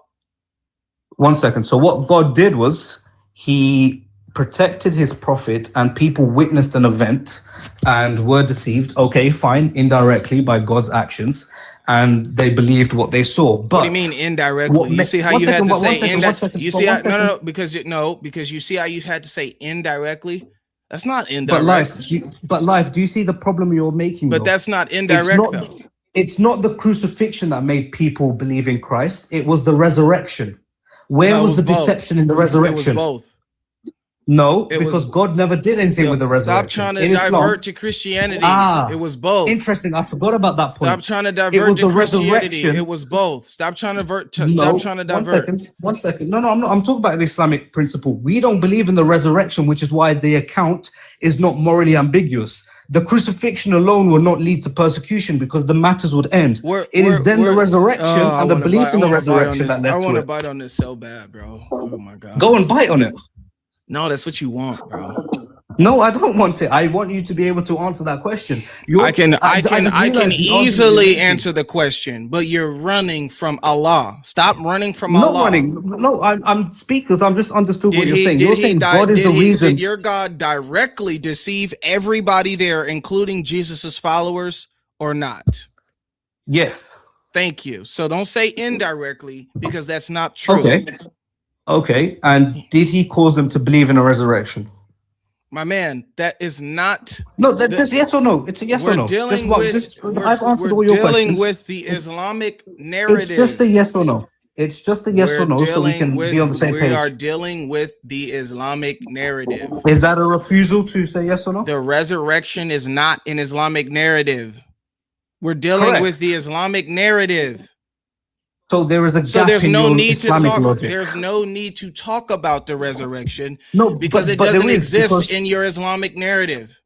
But that's the problem. You're using the Islamic narrative and the Islamic events to explain a reaction that happened because of the Christian narrative. You're making an assumption. Okay, look, pay attention. Pay attention to what I'm saying. Right. Pay attention to what I'm saying here. I'm trying to expose how, if this is the case, that your Islamic verse makes no sense. So you coming in and trying to say, but if this, then that's the case, doesn't work for you. Why doesn't it make sense? Because listen, the reason why it doesn't work for you is because I'm trying to break the vibes of what you believe that your religion is saying and how it makes sense. I'm saying this: if this did happen in history, you'd have to agree that there were a case of events that took place. So when I ask you about the things that happened to the Christians after this, it's up to you to establish whether this actually happened or not in history. This has nothing to do with the resurrection. Okay, so I'm glad you've done this, because what we've done what happened to the Christians after they saw Christ being crucified? Absolutely nothing for 2 days. Huh? Between the 2 days between his crucifixion and resurrection, there was no theological founding. Christianity didn't exist. You said what happened after the crucifixion. Yeah, nothing happened after the crucifixion. After the resurrection, you're being hyper literal. After the resurrection, you're being hyper literal. I'm referring to the time period from the crucifixion up until the time of Muhammad. For clarification of this conversation, I'm talking about in history. No. I'm talking about in history. Your God believes that something happened. You believe that this event happened, right? That's like you asking me what happened in Japan from the 18th century up until now and expect me to say Hiroshima. Wait, but your Quran. Wait a minute. If you don't know, just say you don't know, like you did earlier. I do know, but okay, so then tell me. Put me into a position. You're playing the emotional. Your Quran puts you in this position, bro. Not me. 1 second. You know for a fact that the theological truth of Christianity came from the resurrection. That is the reason. My man. Okay. Did the disciples preach? My man. 1 second. Did the disciples preach as soon as he was crucified? My man, you have to be honest. Answer the question. My man, you have to be honest. No, I am being honest, but you're not answering the question. If you want to talk about Christianity, if you want to go, I'm not talking about Christianity. I'm giving you your own logic. I'm providing you your own logic. The resurrection has nothing to do with what I am asking you. I am making the case. I am making the case. I'll tell you what I'm doing. I am making the case that your narrative does not make sense because Christians been preaching. Is Christian preaching an Islamic narrative? You are about to lose. 1 second. You are about to lose your ability to have a discussion on the crucifixion in Christianity because you are running away from your own God and what he did. The resurrection, I'll say this for the last time, has absolutely nothing to do with what I am asking you. If you can't focus, bro, that's a wrap. So let me just quickly. Okay, so can I quickly answer, because you always provide me all these different things. You stop me from answering, and then you provide another question. The reason it is incredibly important, the argument you're making is, according to the Islamic narrative, God deceived all these people. If they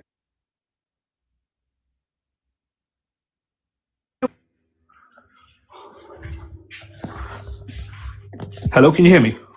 Yeah. Yes. Okay. What was the last thing you heard? If they. Okay. So if they were then persecuted because of this belief that happened because God deceived them, then yes, that is a huge problem. Where in the Islamic narrative did these people start preaching? Like, what was it about the crucifixion that led them to the conviction that Christ is true? That is just a quick answer from you. Point. Now let's get back. It's not but my that job. Makes your argument redundant. No, Sam, it's not my job to provide you with the historical facts that your Quran does not. That's why I am asking now you're shifting the question again. Oh my God, you said to me, why is it fair for them to be persecuted? I don't think it's going to go anywhere. I don't think it's going to go anywhere if you're not going to be able to be honest about the lack of information your Quran provides. The reason I don't know how many times do I have to tell you, I am showing you your Quranic narrative makes no sense. Do you get that? Because it's unfair? Because of the questions that I'm asking can't even be answered honestly. This is the reason why your Quranic narrative makes no sense, because it lacks the normal amount of evidence and information that's needed in order to make sense of what in the world the verse is even saying in the first place. You can't just say, no, you're the one dipping in and out of history when you feel like it. I am not. I'm asking you a simple, I'm asking you a very simple question. And I've already moved from that, but you see what's happening here, so you're trying to run. I'm not trying to run. I'm going to ask the question. I'm going to ask the question one last time. Mm-hmm. Would your God deceive your prophet's followers into teaching a message that prophet did not teach? No. Did Jesus teach that he would be unalived on the cross and rise again on the third day? Not in the Islamic narrative. Did he teach he would be crucified? Not in the Islamic narrative. Well, it would be made to appear so. Jesus taught that it would be made to appear that he was crucified? Well, from the verse you brought up and the tafsir accordingly, that is what the Islamic... You're only talking about the Islamic narrative, right? Or are we shifting back to Christianity? So now the tafsir is verifiable? No, I'm not saying it's verifiable. I'm saying the Islamic principle is quite simple. It was made to appear so. Whether Jesus taught it or not, that is up for speculation. But that is the whole narrative. Are you asking me what I believe? Is that what you're trying to get to? Does Jesus want his followers to believe that he was crucified or made to appear as he was crucified? The Quranic view is it made to appear. So why for 600 years did they believe that he was actually crucified? God knows. They believe in the resurrection. They spread falsehood. Who knows?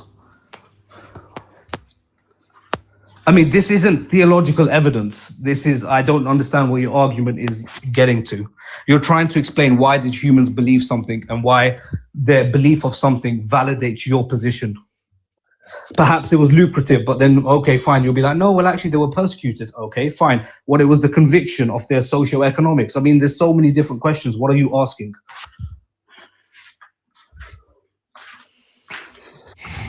You just said that your God did not want Jesus's followers to believe that he was crucified. I said that it was made to appear to them, yes, that he was crucified. Okay. I'm going to ask you the question one last time. Right. Did your God want Jesus's followers to believe that he was crucified?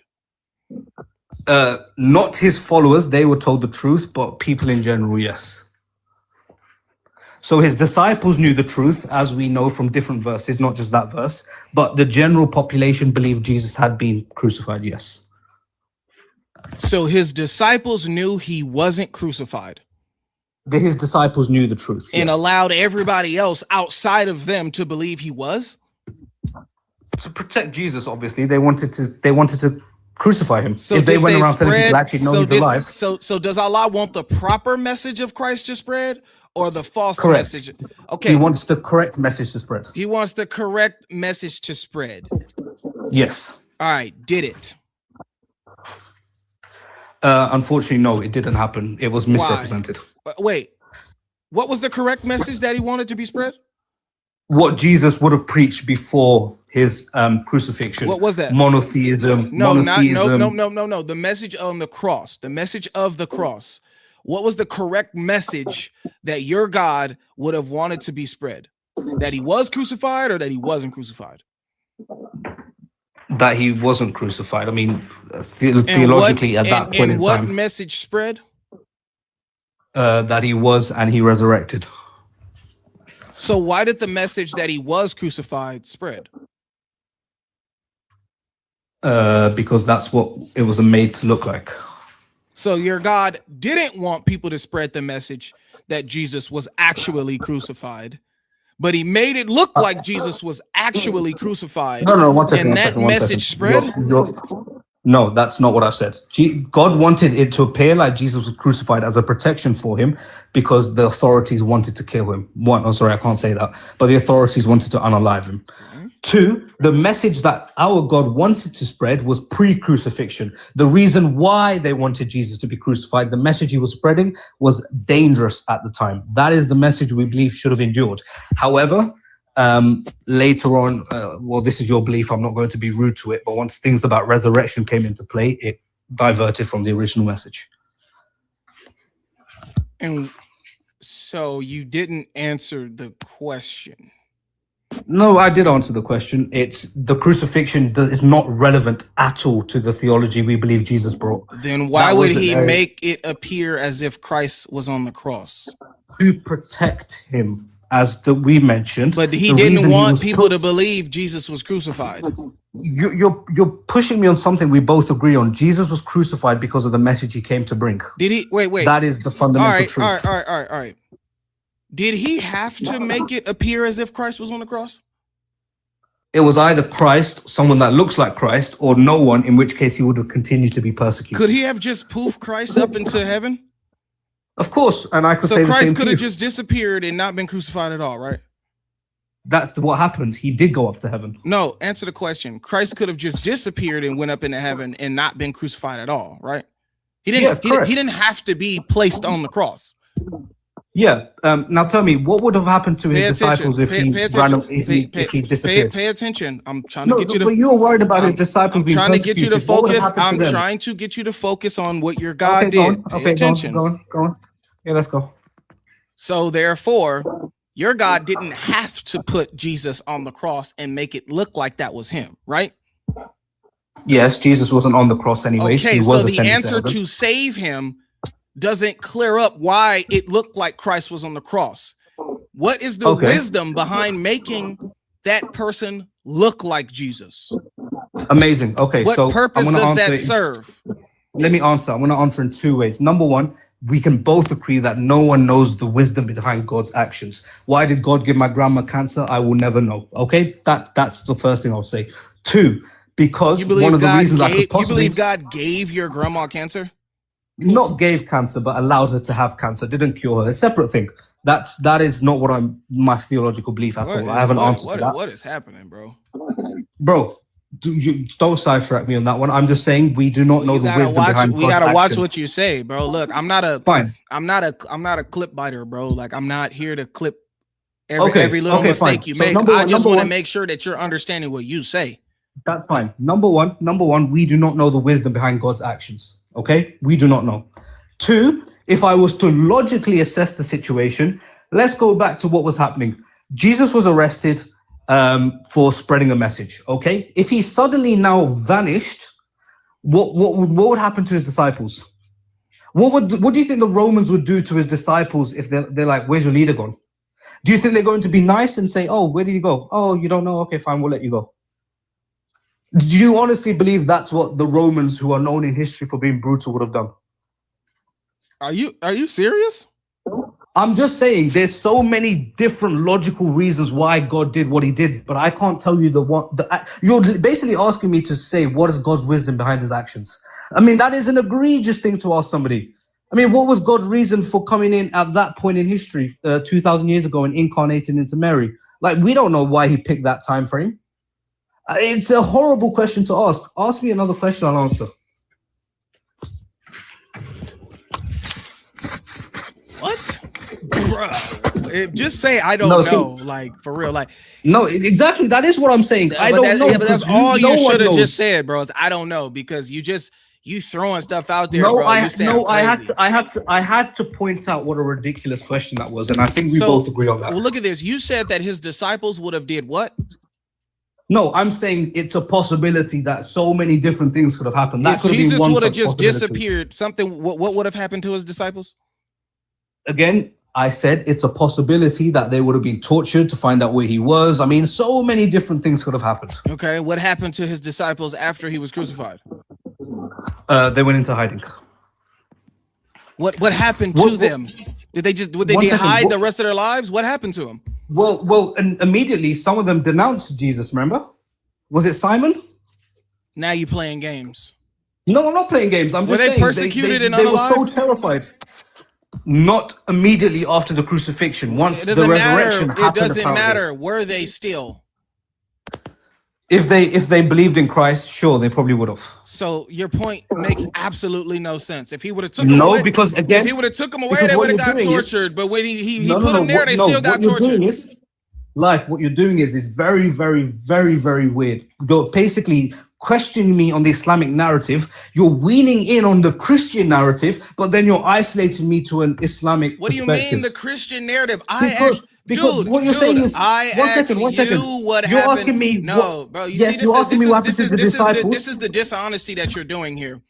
I asked you're being dishonest. No, I asked, nowhere in our perspective were the disciples. Are you saying that persecuted for that belief. Are you seriously up here trying to argue that the only thing in history that you have to say about the crucifixion is that it didn't happen and it was made to appear so? And then when I want to try to detail the history that happens because this event took place, you say that I'm using the Christian narrative?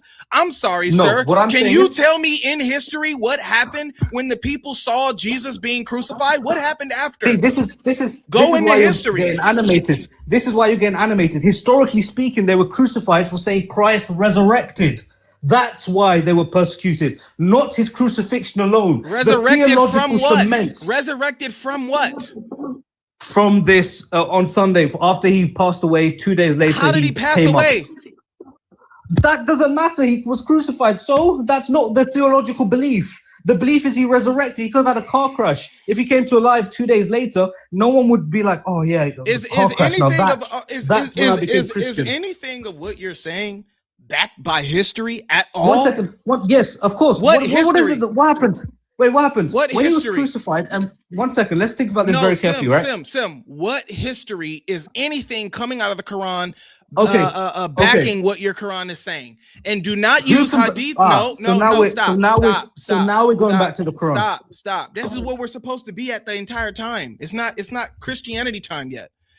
You keep trying to be like, oh, I really want to pounce on this. I really want to do this and that, but you're not actually doing it. And when we start the conversation, you then have to run and push back to the Quran. The historical narrative is simple. Lord have mercy. No, I'm answering the question, and then you just Sim. go, bro. Sim, pay attention. When your Quran says that Jesus was, it appeared as if Christ was crucified, what year did this happen? Historically, 33 AD. So shouldn't I be able to use history that established what happened in that year and after?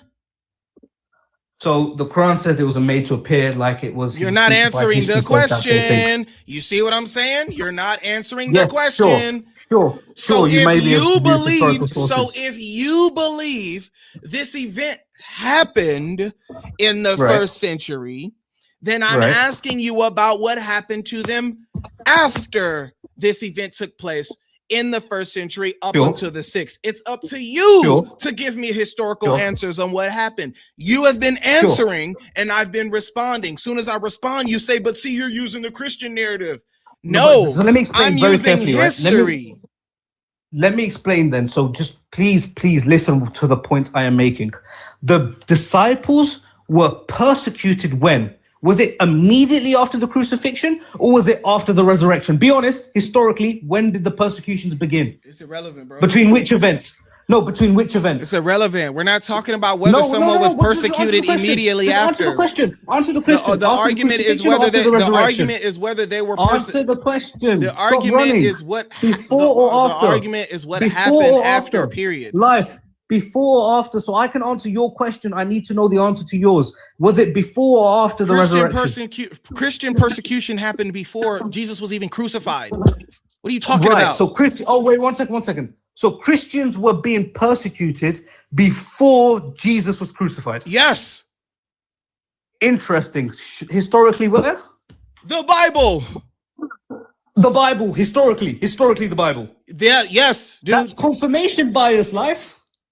Oh my God. That is exactly what you accuse me of for using the Quran. Oh, because the Quran says so. Historically, non-religious sources, buddy. Bro, this dude is insane. This dude is this is no, it's not insanity, this is a my friend. It's when you run out of caveats and you run out of corners. This is what people do. What are you talking about, bro? You're trying to attack my character, even though we know for a fact that you're running out. You can't be honest and answer. Did the persecutions begin after, or to you they actually went and said, no, actually Christians were persecuted before the crucifixion. You're telling me the Son of God was on earth and he allowed his followers to be persecuted. Interesting.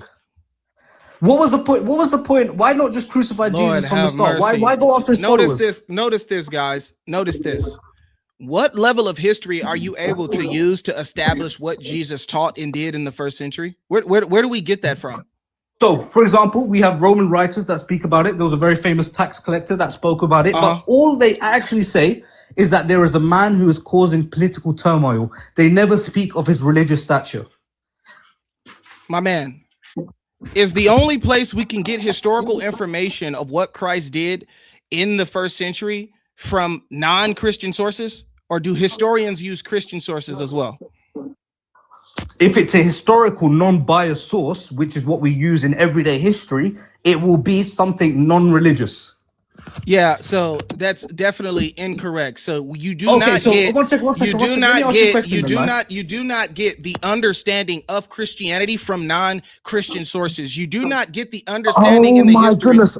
Hold on. Is this recorded? Is this whole thing recorded? Hold on. Because I promise you, if we were to go back to the first conversation we had, you put me down for doing the exact same thing about the Quran. You don't even understand what confirmation bias is.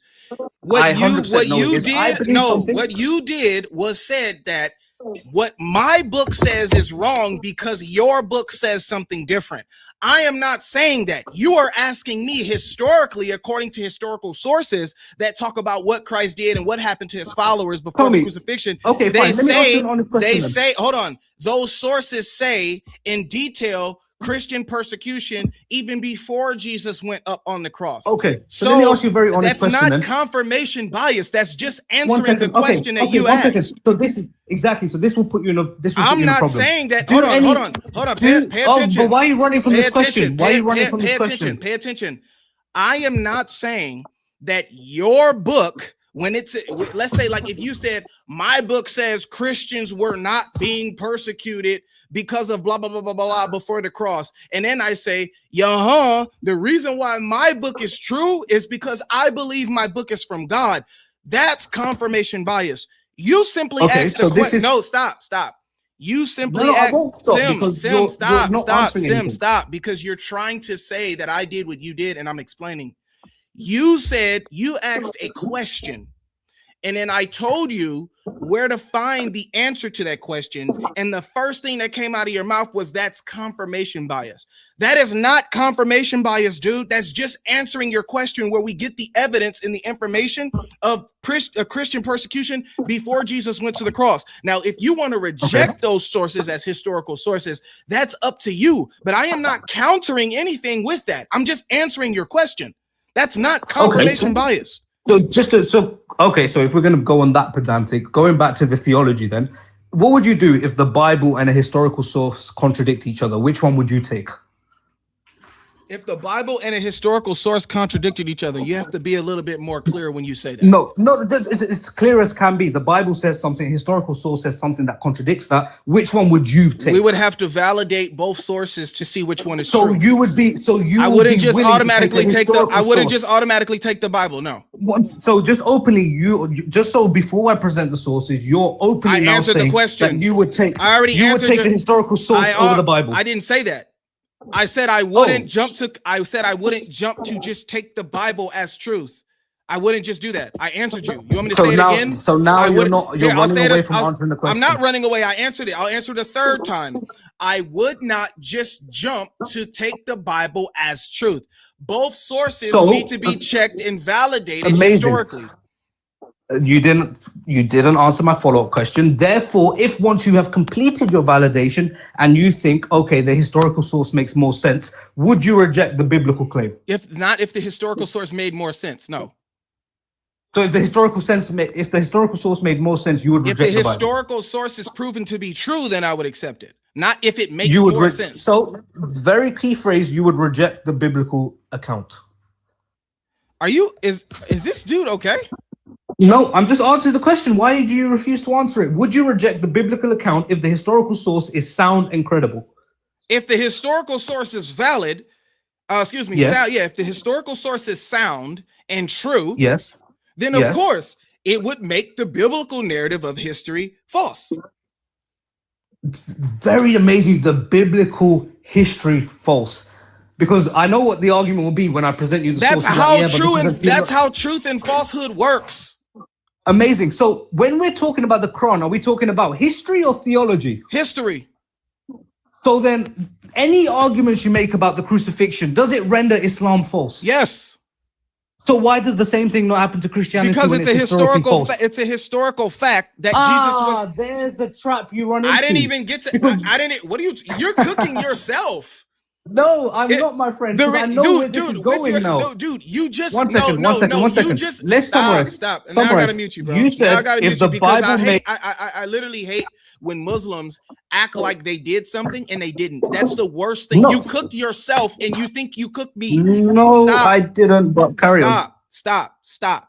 You just gave me a whole breakdown of if a historical event was sound, meaning that historical event was true, and the Bible said something different about that historical event, that would make the Bible's narrative false. I agreed. Yes, that's how historical facts work. No, you didn't agree. What? You said it would make. You said, one second, the word you said it would make the Bible historically. After this, you said it would make the Bible After this, you gotta go. Correct. After this, you gotta go, bro. After this, you gotta go, bro. After this, you gotta go. Did you not say it would make the Bible historically inaccurate?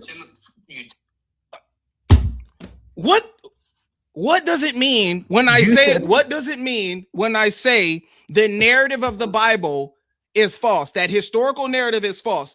What does that mean?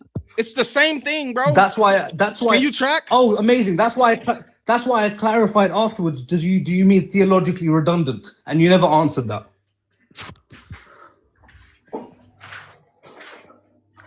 Again, you're not answering the question.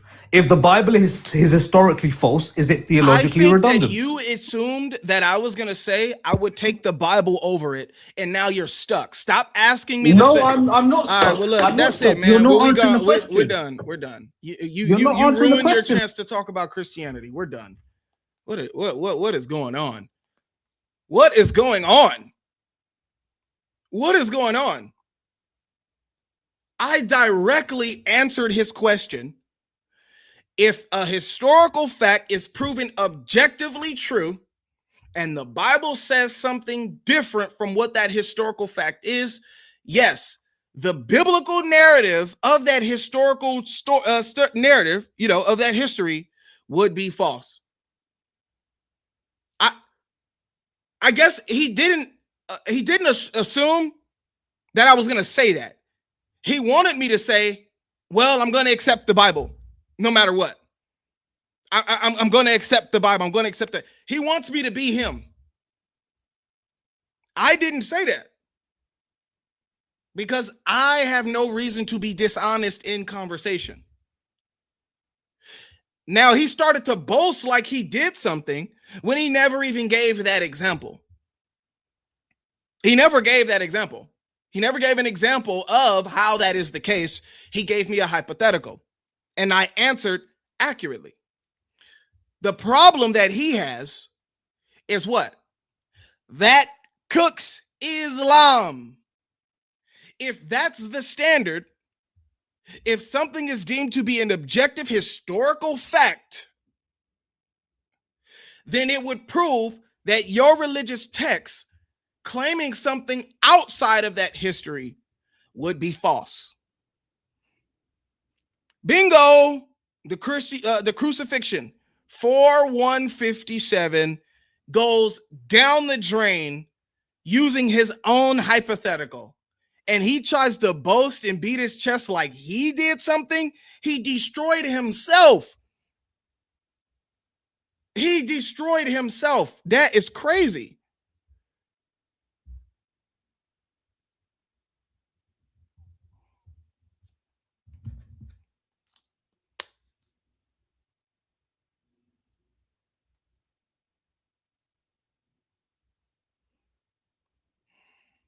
That was I'm not even gonna lie. That was like actually insane. That was actually insane. That guy, bro. Hopefully he watches this back and realizes that his religion has no answers. And this is why he was prompted to respond to me the way that he did.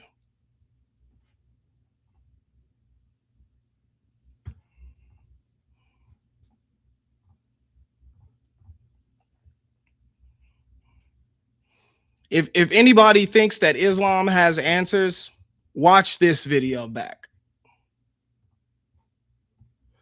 And they ruin their chances to have an honest discussion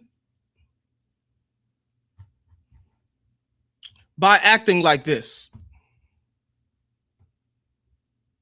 I was more than willing. I had the book out. I got the notes here. But if you can't be honest, even with your own religion, and track a conversation thoroughly,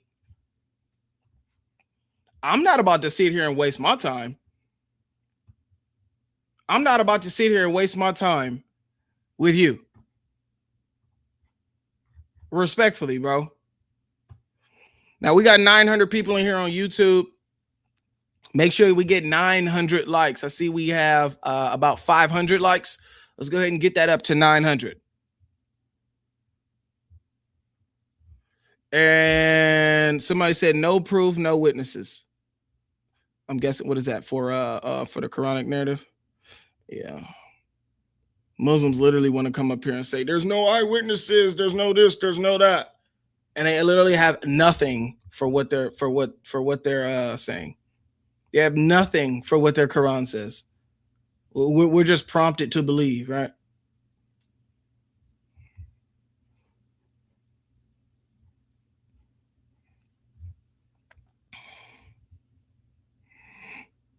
All right, so it looks like we got 2 Christians requesting in the guest request. Guys, we're just dealing with Muslims right now. I think we have enough time for maybe 1 or 2 Muslims. So if there are any Muslims in the chat, feel free to hit the request box. Geo Swap, what's up? What's up? What's up, Geo Swap? Let me read a couple of super chats. Appeal to the Torah to find Muhammad, then rejects the Torah. Right. And then calls it the Torah and then says it's some of the Torah, but it's not all of the Torah. But the Quran was talking about something physical, but non-physical at the same time. Like it's embarrassing. The Torah exists in a colloquial sense. I have no idea what colloquial even means. Let me look that up. It sounds like I know what that means. But I shall not speak on that.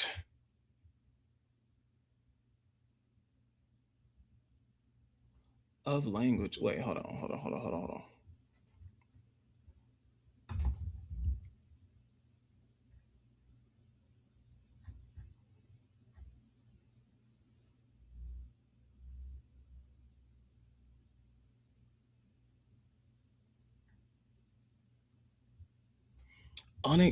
Using or characterized by conversational style? What? Of or relating to conversation. Used in a characteristic or familiar and informal conversation.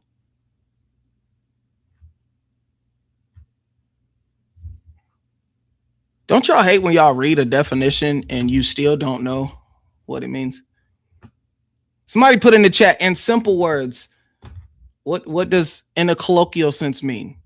Because that didn't help me. Let's learn today what these philosophical terms mean, so I don't get clipped again.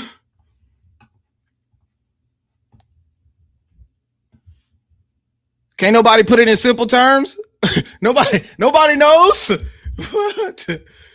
What is going on, bro? Hold up.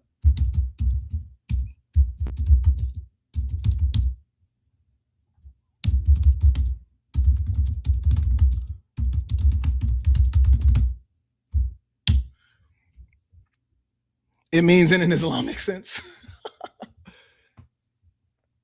So exist according to normal everyday understanding. So are you okay? So what are you? So what? Non-physical, oral, right? That's what I'm getting, right? Oral, right?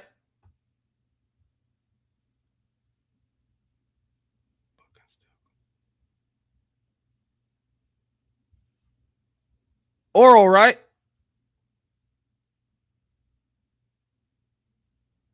Common talk. That's not helping me.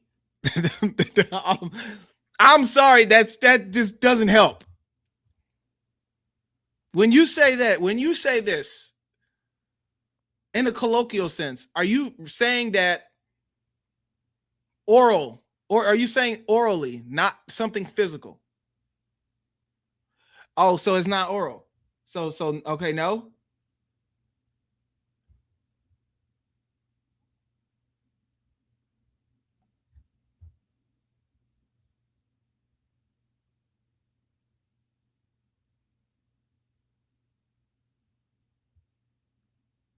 Okay, so it's not helping because Eli isn't using the word right. Okay. You see, because look, how I'm like thinking about it, right? The Torah exists in a specific sense. So it's either physical or oral. I mean, excuse me, either physical or oral, right? I mean, tangible book or something that we just talk about. Is that what he's saying? Is that what he's trying to say? Yes, that's what he's trying to say. Okay, got it. Please do not ever use that word again. I don't want to hear that word ever again. I'll just. Hey, I don't do. Hey, you ever notice when you look up a philosophical word, the definition still doesn't help you with understanding the philosophical word? It's crazy. Ship of Thesis, Gospel of Thesis, Torah of Thesis. Dude, these Muslims are something else. There's no non-circular way to falsify the Quran. Yeah, bro. It's because that's why, Habibi. Right. It's full of philosophy, right? Even the philosophical definitions are full of philosophy. Like, oh my gosh.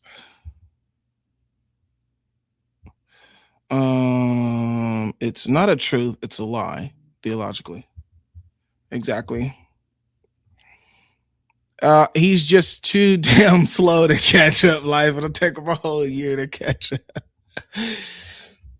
Yeah, they come in with the false assumption that their book is true. That's where they always fail. If you start with the false assumption that your book is true, therefore I get to just deny these things, then it's good. It's a joke from the. Oh, it's a joke. When you say Christians are only. Okay. I get what you're saying. I get what you're saying. Okay. But not really. So the Torah is, yeah, exactly. See, I kind of felt that that's what you was doing Why didn't you just say in an imaginary sense? The Torah exists in an imaginary way or something like that. My goodness, you could have made it more. You could have simplified that, man. Eli is making. Oh yeah. I just read that. Eli is making fun of the EOs that come onto David Wood's stream the other day, saying that Christians are the non-orthodox. Christians that are non-orthodox are Christians in the colonial.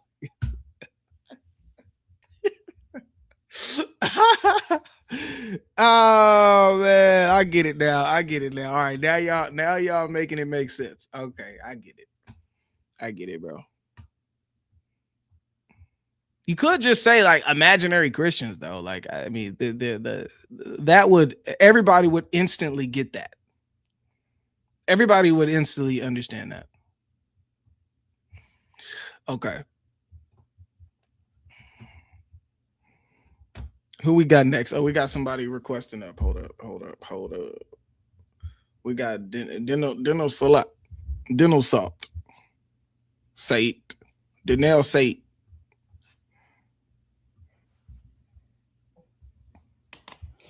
No, sorry, live. Sorry, drop me. Okay. No worries.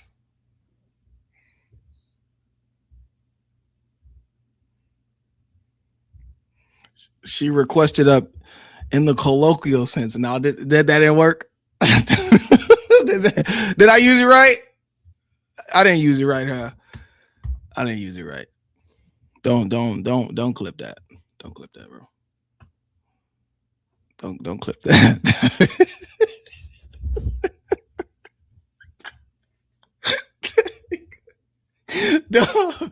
Don't clip that. Don't worry about it. I'll figure it out. You know when you got to read the definition like 7-8 more times, and then you get it. You know, you can understand something, and then in like 3 minutes, you cannot understand it as well. The way I understood it was not the right understanding at the moment that I understood it. So now I have to re-understand it. You see? You don't see how? You don't see how? I can't even pronounce it. The only reason why I was able to even pronounce that is because I heard someone say it. And I was like, what in the world does that mean? Wow. I heard somebody say something crazy philosophical, bro. What did they say? They said something crazy. It was so crazy, bro. They said it was crazy work, bro. I was like, oh, how in the world do you even answer? How do you even begin to answer that? What does that even mean? Oh yeah, somebody said, is God identical to the act of him creating or something? So it was something crazy like that. Is God identical to the act of creating? What? Like, I don't even. What did that even mean, bruh? How do you even begin to answer that? Like that question makes sense to some of y'all? Is God identical to his act of creating?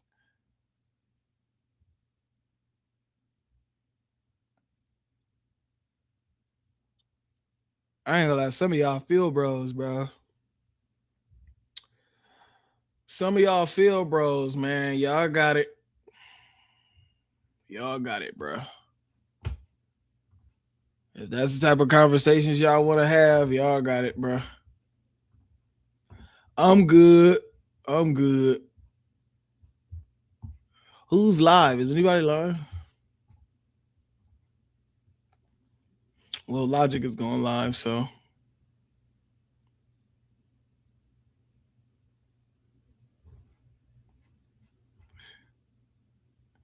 Logic is going live, so we'll go ahead and redirect to him. See if we can hold off for about 10, 20 minutes. I got a documentary we can watch. Matter of fact, we could watch this after Logic go. Oh, matter of fact. I'm gonna watch. We'll probably watch a little bit of it. We can watch it on TikTok, and well, I could probably play it here. I could probably play it here. Hold up, let me.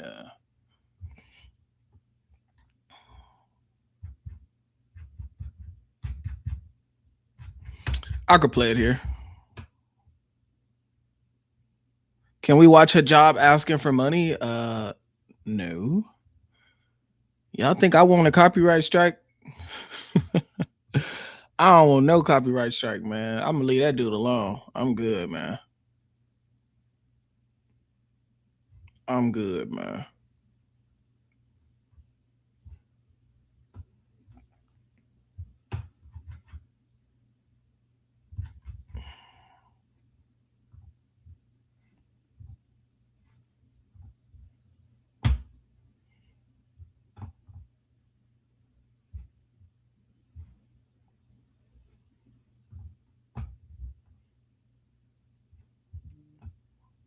Maybe later tonight I'll go on TikTok.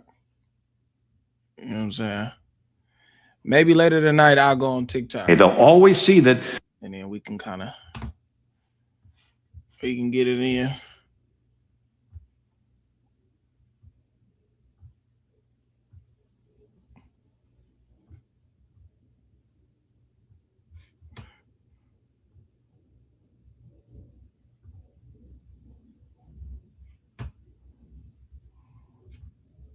This was pretty interesting. We can watch all of it. We can watch the rest of this. We could probably watch all of it. Anyway, this is my book. I published it 20 years ago. I doubt it'll get flagged. I know it's on Words channel. I mean, copyrights come in all different shapes and sizes. You don't know when they're gonna come through. Just like when he was striking everybody that was reposting his stuff. They don't just come automatically. They have to physically manually do that. So it just I don't want to put myself in that position. What do Cal want, bro? What's up, Cal? What's up?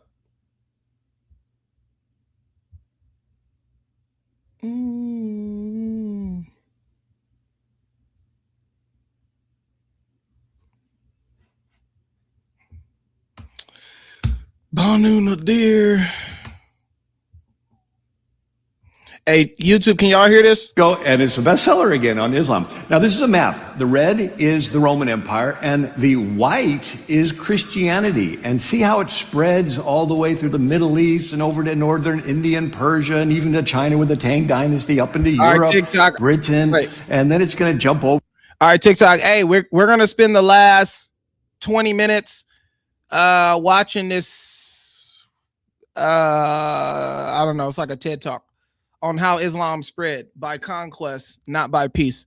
And then we'll finish the rest of it maybe on YouTube or TikTok. But I am gonna, I'm gonna be playing the game after. So I'll be back on live. We're gonna game, you know what I'm saying, a little later tonight. But we're gonna chill. We're gonna pop this on and we're gonna game after the Spurs game. All right. So I think that's probably like 7:30, 8 p.m. But right now, we're going to watch about 15 minutes of it now. All right. So come over to YouTube if y'all want to hang out. GodLogic 2.0. Come on over to YouTube right now. GodLogic 2.0. What game? Spurs versus OKC. OKC can't stop hacking. OKC had to cheat last night, 2 nights ago to get that dub, man. They act like we ain't see that. They act like we ain't see that, bro. Yep, another rogue night. Let's do it.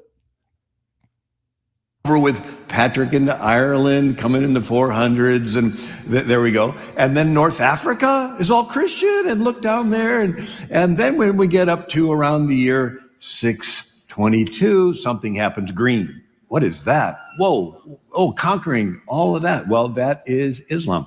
So we see these headlines of Christians being killed and genocides, and we see churches burning in Europe, and apologists say that if you're concerned about this, you're guilty of bigotry, spreading a Sharia hoax or conspiracy.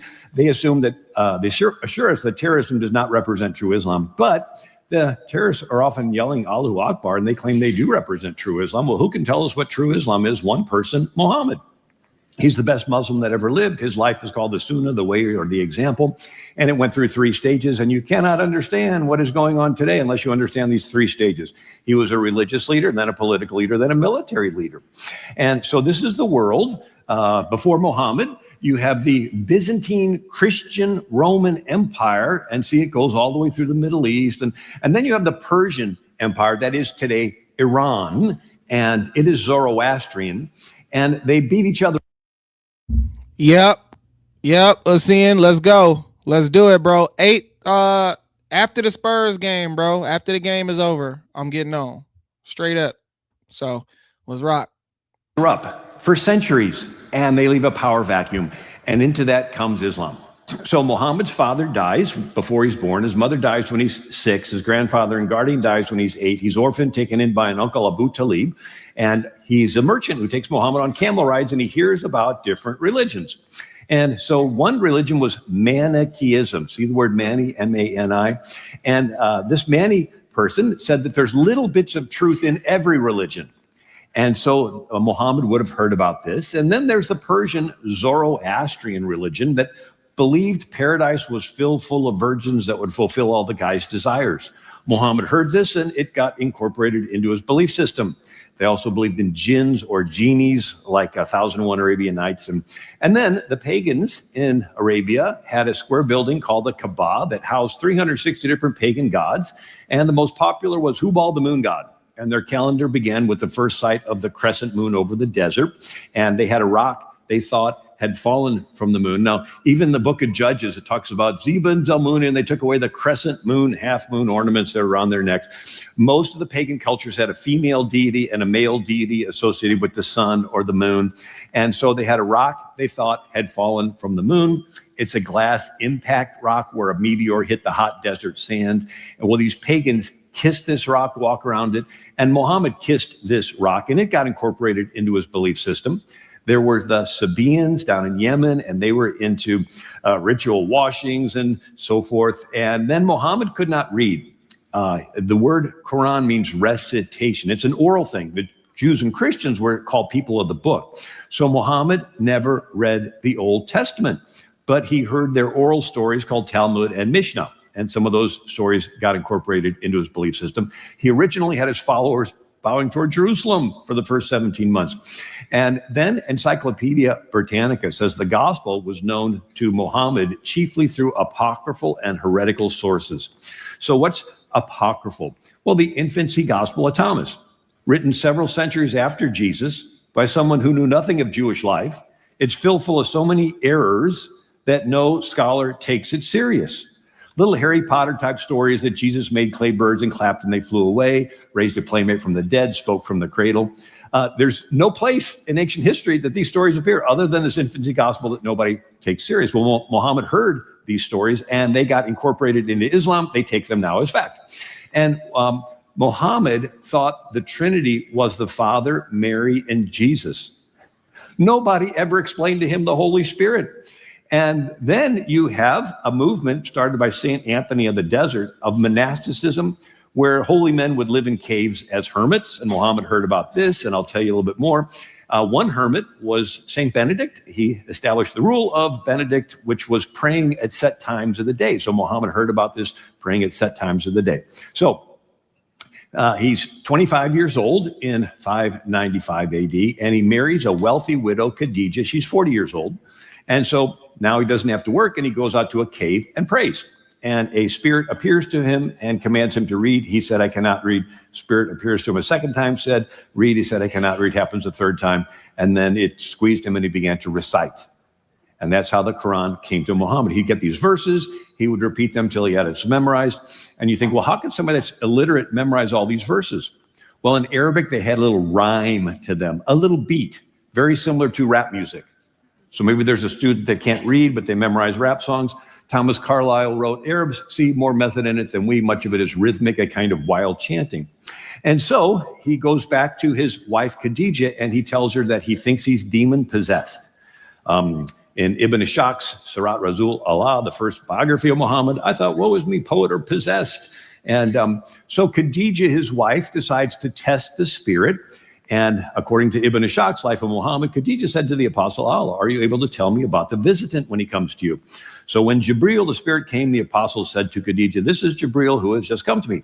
Get up, O son of my uncle, she said, and sit on my left thigh. The apostle did so, and she said, can you see him? Yes, he said. Then turn around, sit on my right thigh. He said, can you see him? And when he said he could, she asked him to sit in her lap, and she again asked if he could see him. And when he said yes, she disclosed her form and cast aside her veil while the apostle was sitting in her lap. And she said, can you see him? And he replied, no. And she said, be of good heart, oh, by Allah, he is an angel and not a Satan. That was the test that Muhammad used to decide if this spirit appearing to him was from God or not. Now, the Bible has a test, 1 John 4. Every spirit that does not acknowledge Jesus is not from God. This is the spirit of Antichrist. And Muhammad couldn't read the New Testament. He couldn't read 2 Corinthians 11:14. Wait. Hold up. Now, word do be saying that, though. Wait. So, correct me if I'm wrong, right? Because if you're not looking at that way, you're not really gonna peep that that's what was being said. Are you saying that that's how he realized if that was the devil or not? Was that she got naked? Is it? Am I? Did I just hear that correctly? Is that's what the test was?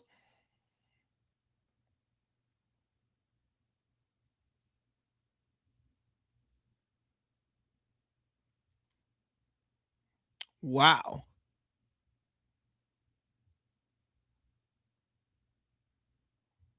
So what? Wait, so wait. When she got naked, he couldn't see the quote unquote angel anymore. So then that's how they knew it's not the devil. Yeah, let's rewind that because I'm what? Even Satan. I never even paid attention to it when Word was saying that because it's just there's some stuff you just like, what is this? You know what I mean? You just let it hit one ear and go out to the other. You ever read like an Islamic story and been like, whatever, bro, I'm not even finna deal with this, bro. Whatever. It say what it say. I ain't worried about it. But this is actually crazy. What? Rasul Allah, the first biography of Muhammad. I thought, woe is me, poet or possessed. And so Khadijah, his wife, decides to test the spirit. And according to Ibn Ishaq's Life of Muhammad, Khadijah said to the apostle Allah, are you able to tell me about the visitant when he comes to you? So when Jibreel, the spirit, came, the apostle said to Khadijah, this is Jibreel who has just come to me. Get up, O son of my uncle, she said, and sit on my left thigh.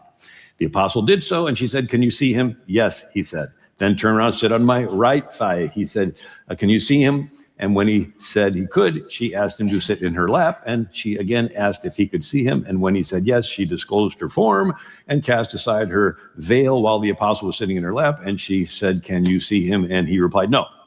And she said, be of good heart, oh, by Allah, he is an angel and not a Satan.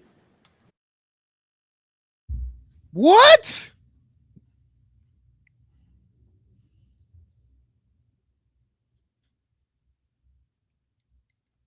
Bro. Hey, Word. Hey, Word, we gotta run this. We gotta run this, bro. Nah, hold up. Nah. Word, we gotta run this. We gotta do a whole 3-hour live stream of this, bro. That's how he knew it wasn't a devil. Because when she got naked, he said he don't see that. Of course you don't see nothing. You looking at boobies. You a naked woman in your face, you ain't nothing else to look at. I wouldn't see nothing else either.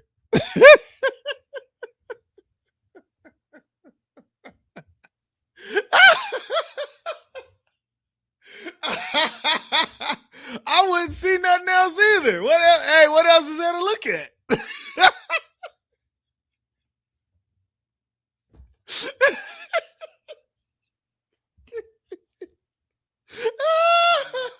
See that? See as here. Do you see it? See, do you see him now?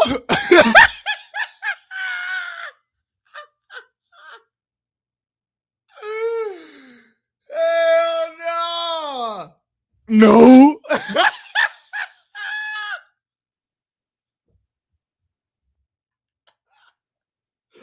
As a matter of fact, I don't.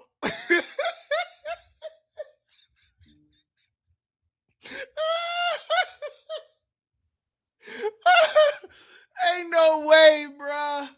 No way, bruh. Nah, this ain't real, bruh. Nah, where we gotta run this. I would love to see what the Muslims say, bruh. Really? That's how you know that wasn't a demon after he done got pressed up and squeezed and had to run off all scared and all of that.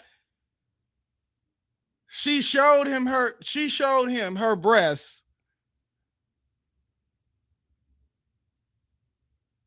And then told him, well, yeah, it was an angel. What? That's how you know if it was an angel or a devil or not. You showed him your breast and he said he don't see it no more. Wow.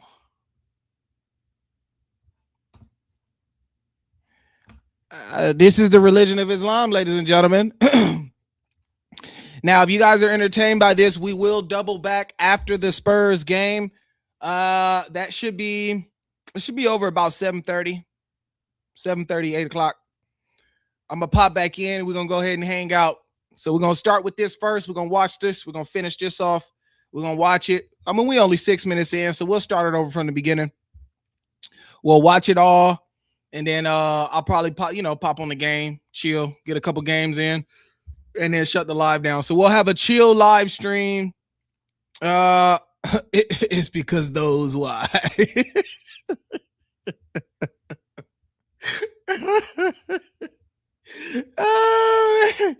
Oh no. Hey, she flashed him. The angel said, oh no, we get up out of here. Wow. All right, so look, we'll see. We'll see what's up. We'll see what's up, you guys. We'll finish this off.